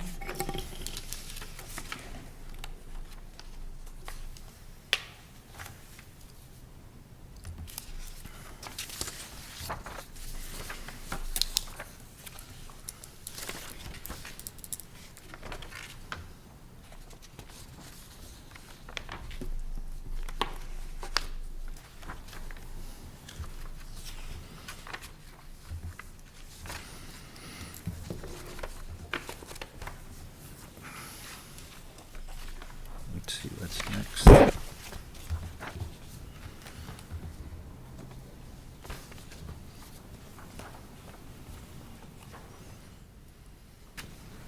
Oh, sorry. Mhm. See it. There we go.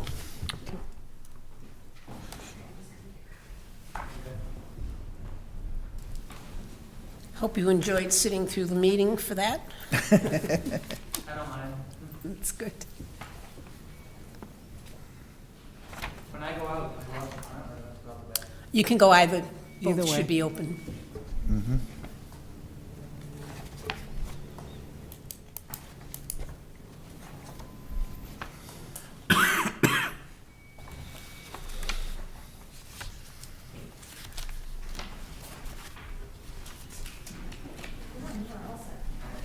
Okay, thank you. Have a nice Thanksgiving. Okay, next on the agenda, we have Town Administrator's update. Ted? Thank you. A few items. We had our monthly department meeting earlier this month, and it's that time of the year again. Actually, we discussed the budgets for FY '20. And so last week, actually, the treasurer collector, the finance director did mail out the budget form, so all departments, we talked about what we'd like to see for the different departments. It was very similar to what Leon has been doing the last couple of years. And it's still very early, of course, for final numbers, but at least the process will begin. Veterans Day event was actually at the Revolutionary War Veterans Group, which is at the old burial ground that I attend. I know the chairman was there, and also I believe Mary was there as well. And Robert Briere hosted the event. It was very nice. He had students from this elementary school putting flags on all the graves, and several speakers. And it's very nice the community does that for the veterans from the Revolutionary War. Right, they had new, some of the graves actually had the flag holders, original ones. And Mr. Briere got the Lions Club to buy Oh, yeah. plastic Told us heavy that, duty yeah. when he was here. It's here, yeah. So they put new ones up on the graves that didn't have it and put new flags on all of them. No, it was very good, very nice event, and unusual because it's the Revolutionary War. You don't always see that sometimes. I also attended a Mass Municipal Association Managers meeting this last week, and the areas that were talked about were areas for managers and boards working together, and some had to do with orientation processes for board members, which I thought was interesting. Also, retreat planning. I know your community has retreats had in the past with the managers. I actually had never had that experience in my past job, so it was interesting to see how it could be done. And I talked about various ideas for goal setting and planning and the possible use of facilitator. So I found it interesting. There was information that was shown us that I will receive by email. Now, we don't have handouts anymore. You have email. So once I have those packages, I'll be happy to share with the board. And if I'm still here, hopefully not, when you come around the first of the year, I'll be happy to sit down with the board and go over what I have learned from this. And I'm sure you'll teach me some things, too. It's always a learning process. It is learning. Two-way street. And actually, one of the consultants that we had speaking was Mr. Lynch, who's also worked with your committee on that, because he does that work, too. Update. Jeff Nutting used to do a lot of that, too. Jeff is actually another person who was speaking at that. Yeah, he used to do it for Sturbridge before. That's what I understand. He Yeah. did it. So when, I'm trying to think, your previous manager was here. Jim Malloy. Jim Malloy. Yeah. Very good, yeah. Actually, he's actually beginning to think about retirement, too. So Oh, it's- wow. I find a lot of managers retiring these days, unfortunately. Next, we have the update on DPW position. Of course, as I mentioned, Mr. Morris is retiring in December, and I've had 2 names come in for people who are interested in being on the committee. I asked for people to submit by last Friday, but if anybody else is interested, please feel free to contact me. I'd like to try to have a few choices, and we can have an interview and discussion, and hopefully by next meeting, be able to come forward with the individuals who will be on the search committee with me to find a replacement. I also, because of timing issues, I did advertise a position on the Beacon, the Municipal Association. There's deadlines for getting that out, so I wanted to get moving with that. So we actually got that online last week, and I picked the day of 21st. for the completion, for people to come in.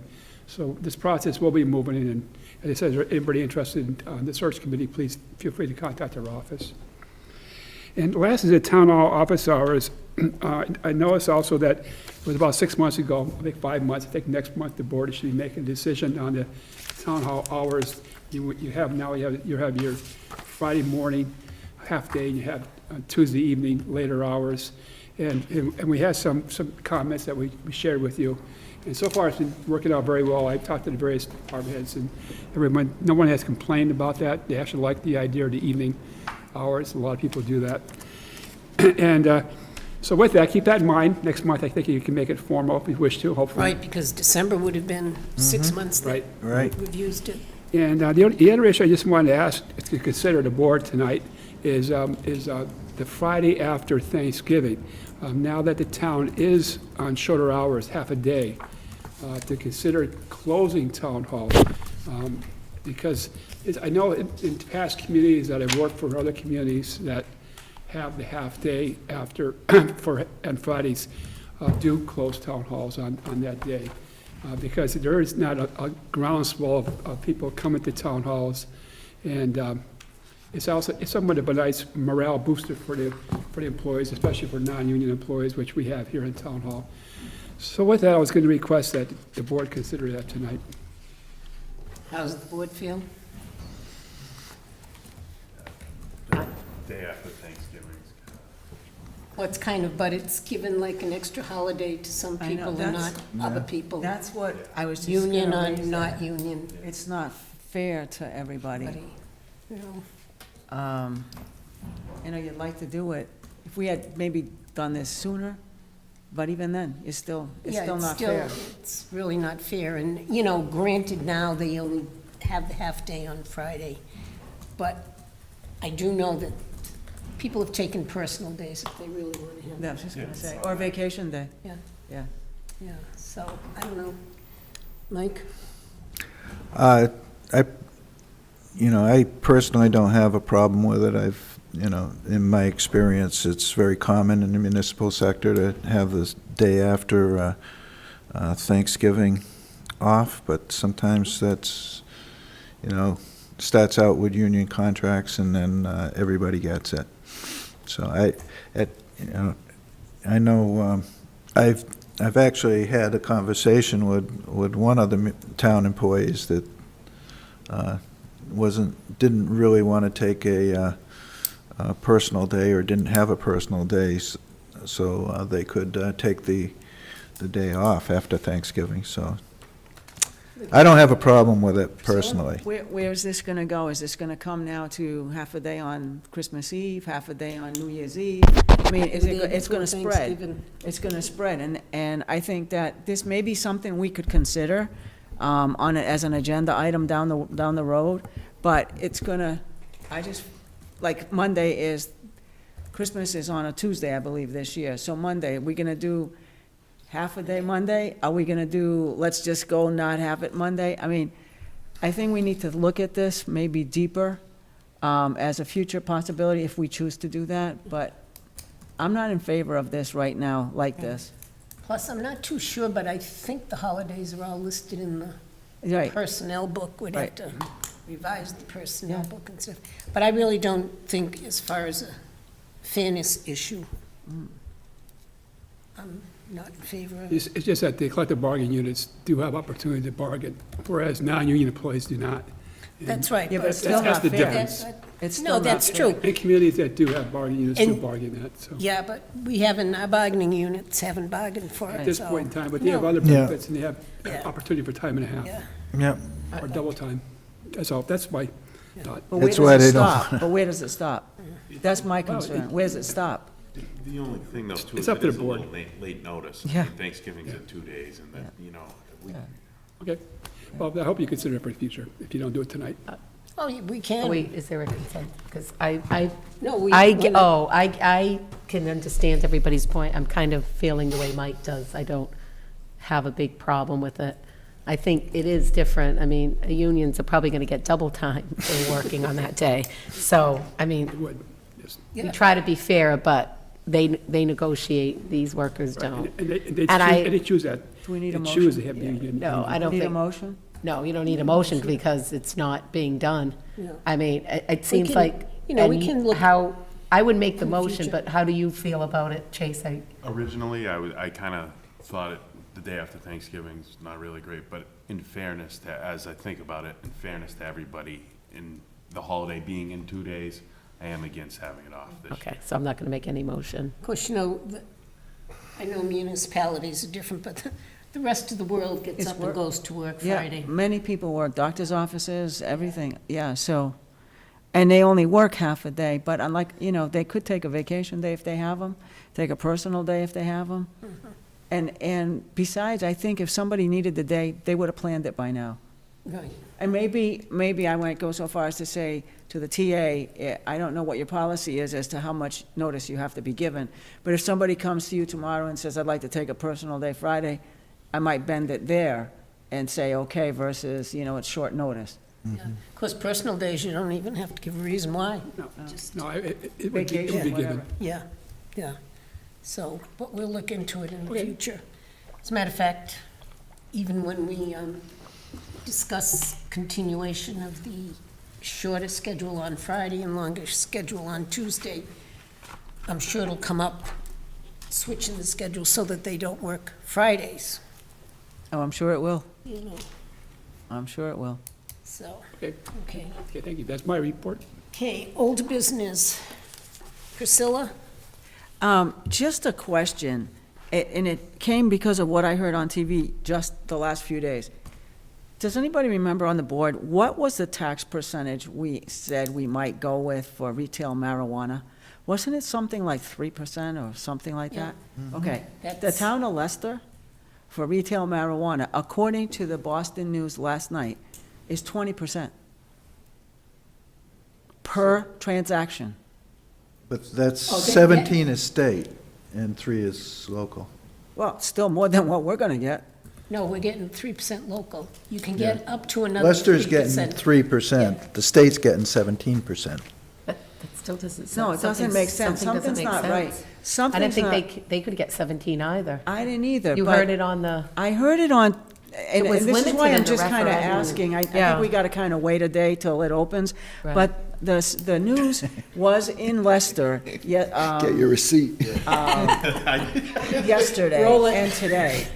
And the thing on the news was that they have the shuttle buses coming from everywhere because they don't have enough parking. But they talked about the transactions, they could only buy 1 ounce, and it was a 20% tax per transaction.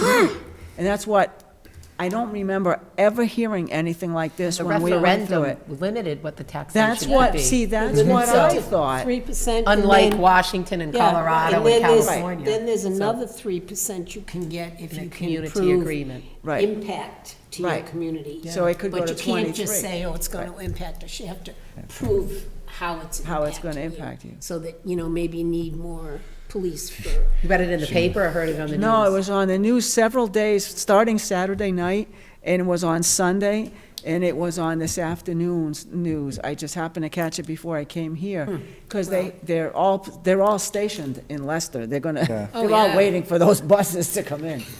Yeah. There's a, won't It's they the be- news of the day tomorrow. I'm not going to Leicester, Yeah. Northampton. Northampton. You know what? They don't even talk about Northampton much. Well, maybe because, well, no, because just it's a closer to Boston station. Boston. And they talk about Leicester and the impact it's gonna have. It should be interesting tomorrow. Of course, and they have a few. They have one big one opening tomorrow. Yeah. And they're parking them, they have shuttle buses, Oh, God. because they're parking them so far away, they don't have enough space. yeah. Oh, maybe I'll watch the news tomorrow. Again, That's maybe I gonna become a won't. destination place. Well, then they can come here for the motel Oh. rooms. Nah, Leicester doesn't really have too many, I don't think. Chase, any old business? No old business, no. Mike, old? Yes, I'd like to talk about the quarterly meeting that the CMRPC had last week in Leicester. Yeah, we met at the senior center. As you know, I'm the representative for the Board of Selectmen, and the planning board's representative was there, plus the newest member of the planning board That was there the to, planning board rep. oh, God. It's in my head and I can't think of it right now. Well, I'll it's not probably, Russ, it's not Charlie, it's not Heather. no. The two newest members were there. Mike Chisholm is one. Mike Chisholm is the rep. And the other, who was the most recent one we Is appointed? it Donald or something? Yeah, he also went. So they were there, and the subject was the long-range transportation plan. Well, it was transportation in general, and our planning board members did bring up the issue of Route 20. Janet Pierce, who's the executive director of CMRPC, spoke about the roadway profile that they're doing for us, and I also, brought up for a long-range plan, I'd like to see, public transportation bus service to Sturbridge. I've been going to the WRTA meetings, since Leon isn't here, and boy, some of those new buses are pretty nice that they have. It's not like the old dirty buses that you used to think about. Some of it is I wouldn't mind riding it, and for people that would like to ride, get a ride from Sturbridge to Worcester, it's probably the most economical way you can do right now. I've also spoken to the Pioneer Valley Regional Transit Authority because they have an express bus from Palmer now, and I'd love to have that express bus go from Sturbridge to Union Station so people could travel back and forth anywhere between Worcester and Springfield on buses. Peter Pan used to come through town, as you may recall. It does. I saw it day before yesterday when the turnpike was closed. Yeah, it doesn't stop. That's the only reason I saw a Peter Pan bus in Sturbridge. Bypasses. But since that doesn't, so we don't have any bus service at all, I think it would be We have nice. a Greyhound that stops at the, on OSV? at the, some service gas station, because my daughter. Oh, yeah, that's right. From Boston, so you do have a Greyhound bus from Boston that stops on Route 20 over by, Yeah, it's a service area for trucks but we, next to Cracker Barrel. so anyhow, I brought up the issue of, at that meeting in Leicester, of trying to get public transportation out here as well. I think long-range transportation planning. So if anybody out there, we've got until the end of the month to make comments on the preliminary transportation plan. It's going to be until, before this long-range transportation plan is finalized, it'll be well into next year. Probably around July it'll be finalized, but they're looking for comments from the public by the end of the month. So if anybody out there wants to make comments, you can go to the CMRPC website, or I'm sure if you want to put something in writing and drop it off in the town administrator's office, he'll make sure that they get it at CMRPC. But if you have any ideas on what you'd like to see long range for transportation in Sturbridge, please comment. Our planning board members did make some very good comments at that meeting. Okay, any other old? Mary? I just wanted to mention that the Special Events Committee has had an opening for a while. It's supposed to be somebody from the Cultural Council, so I don't know if anyone on that council's been made aware. Yeah, I emailed them today. Oh, okay, And great. she's gonna check. Right, we Okay. saw, The chair. yeah, we just notified her office. Okay, good, because I think a while back there wasn't anybody interested, and if there isn't, then we're going That's to what have she to. said, and she said she'll check again. Okay, put somebody From some other, just at large. yeah, out of necessity. I have no old, new business, Priscilla?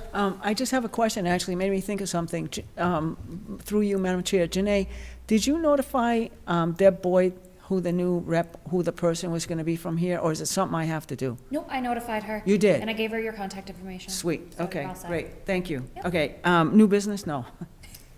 Thank you. Chase? No, no. Mike? No. Mary? No. And I have none. Correspondence? Correspondence dated November 5 from the Mass Department of Revenue, Division of Local Services, in excess and deficiency notification for Tantascwa. November 6 from Southbridge Animal Control, notification about a dangerous dog. November 6 from the Concom, enforcement order compliance, failed drainage structures, embankment of Mass Turnpike in Cedar Lake. November 7th from Sovereign Consulting, immediate response action plan and release notification form. November 9th from the Mass Office of Public Safety and Inspections, notification regarding notice of hearing for the La Quinta Inn and Suites. Okay, on that, oh, No, I was going to say, I think we all We all did got get emails, too. emails regarding questions that residents would like to have asked to the candidates for the town administrator position. oh, I didn't get any. Your No, name's on it?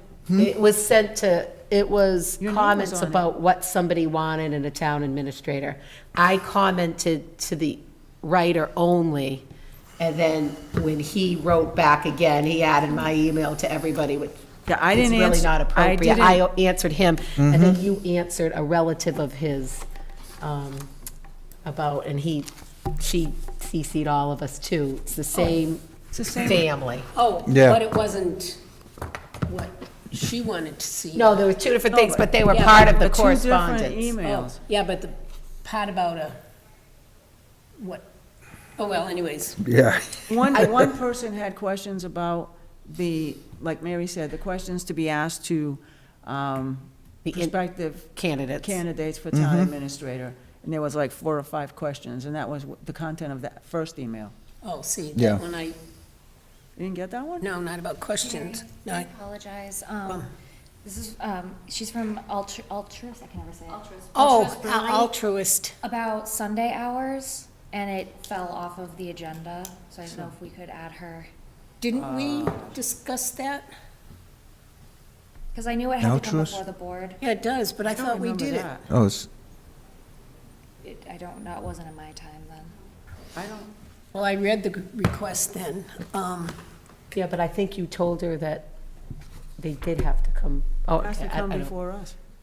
I don't think it's come before. It hasn't come before us, but it has to come before us, right? Oh, yeah, Yeah. yeah, any change of hours, Is Yeah, this a change of It hours? would just be a change of hours. yeah. Is that something we can do without it being an agenda item? Oh, yeah, I mean, it came in. It's not a public hearing or anything, public input. It's just, as a matter of fact, you didn't even really have to come in.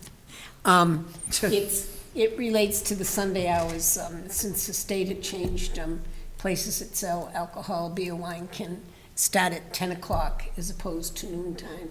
And that's what their request was, and all the other hours on the license would stay the same. And then when we fill out the new license for January 1st. January it will- 1st, yeah. It will include the new hours. So does anybody have any? I don't, To be clear, it's to add Sunday hours. Yes, Okay. yes, because you have, Do you have Sunday hours? We don't. no, Sunday hours. but you can go from 10, True. yeah, to, I don't have any problem at all, but Yeah. isn't that something she still has to come before us about? They usually do. Yeah, well, even though the Like state Had other changed people it, do that. no, the last time we did it, the person didn't come in. We But it just was looked on- up. but it was agenda. It was an item. agenda item. Yeah. Well, this is one of those cases where Yeah, not all reasonably items, anticipate. reasonably, we didn't anticipate You this, yeah, except I read it. So I think we can.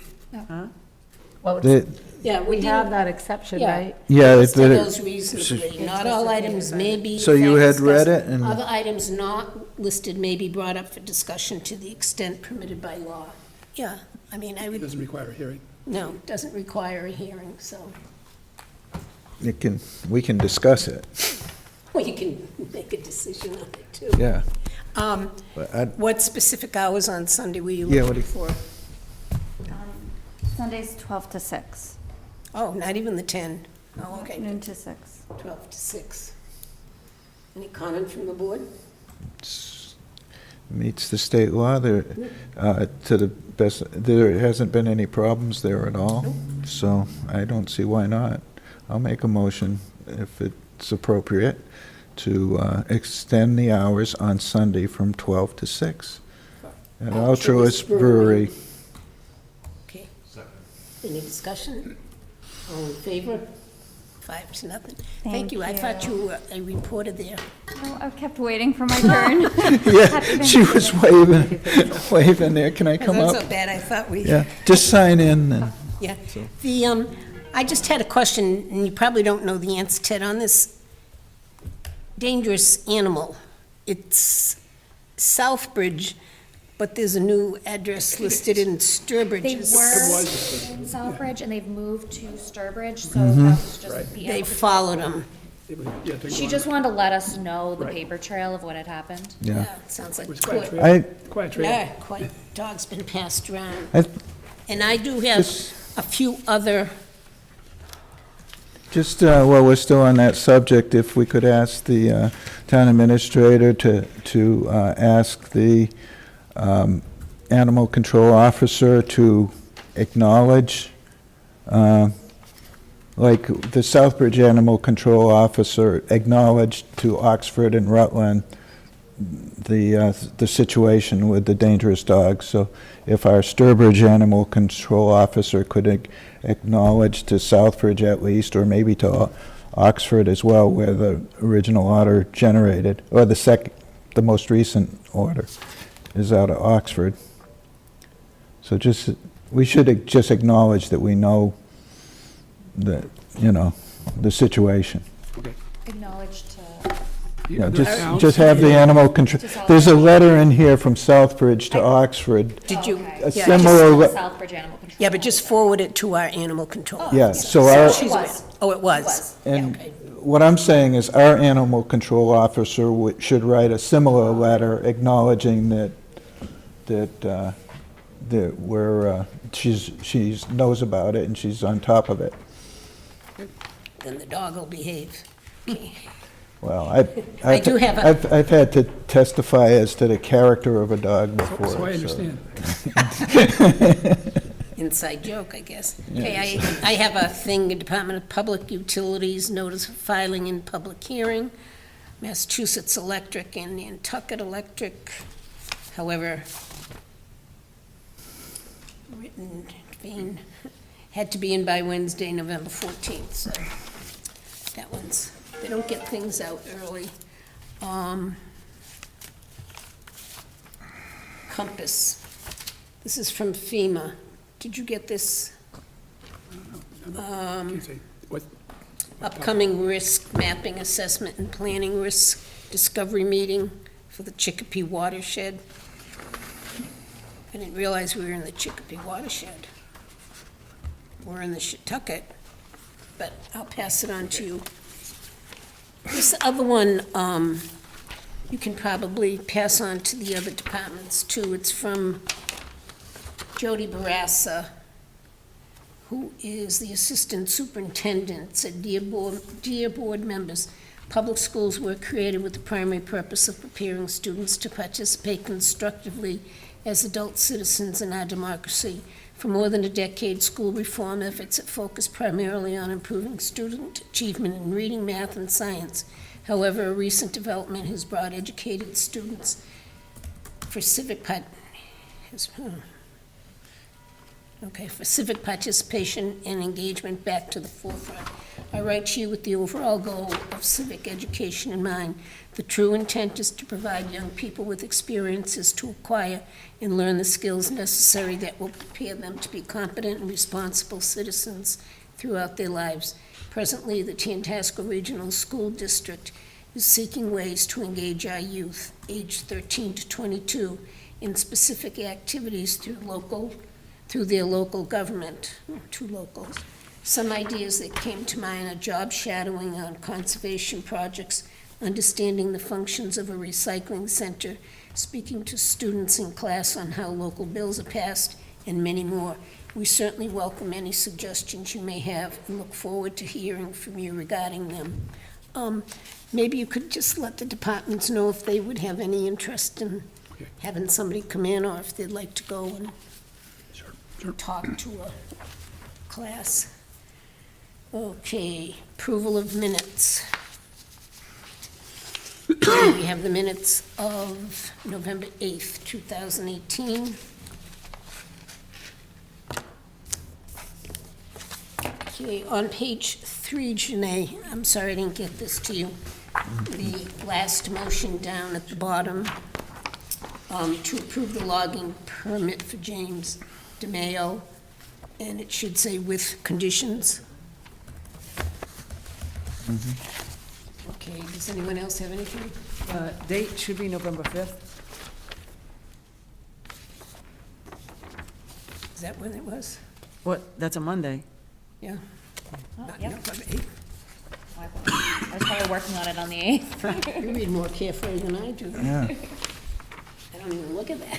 Well, I caught it Yeah. from the agenda says November 5th, and then you look at the thing and it says November 8th. Mm-hmm. And I was going to fix Mr. Galanik's name. He is Junior, but I noticed his letter and he doesn't go by Junior, so we'll leave it the way it is. Earhart's name, is that, Jim. yeah, I know Jim, but that, why did I think it was EHR, but it isn't? I'm sure it's right. The reason I said Jim was at the end of page 3, it says John Earhart. Mm-hmm. Where it was, yeah, Oh, okay. James, yeah. Can I- Oh, you're right, it's EHR. That's what I thought. Okay. Yeah, that's Yeah. what I thought. And Yep. the last sentence on that page, where it says zoning area, it probably would be more appropriate to say site or something like that, because it's not really a zoning area. Where are you? It says Mary Blanchard brought up Oh, no. 2 businesses It that has are, to go through a zoning hearing. yeah, stated, yeah, but it says zoning area. It's not in the same zoning area. That zoning area is a very much larger than that one site. Same So I- site. So I would, rather than say zoning area, I would say site, because it's, or lot, or whatever, but it's not the whole zoning area for that part of Main Street. And then throw in the before zoning. Mm-hmm.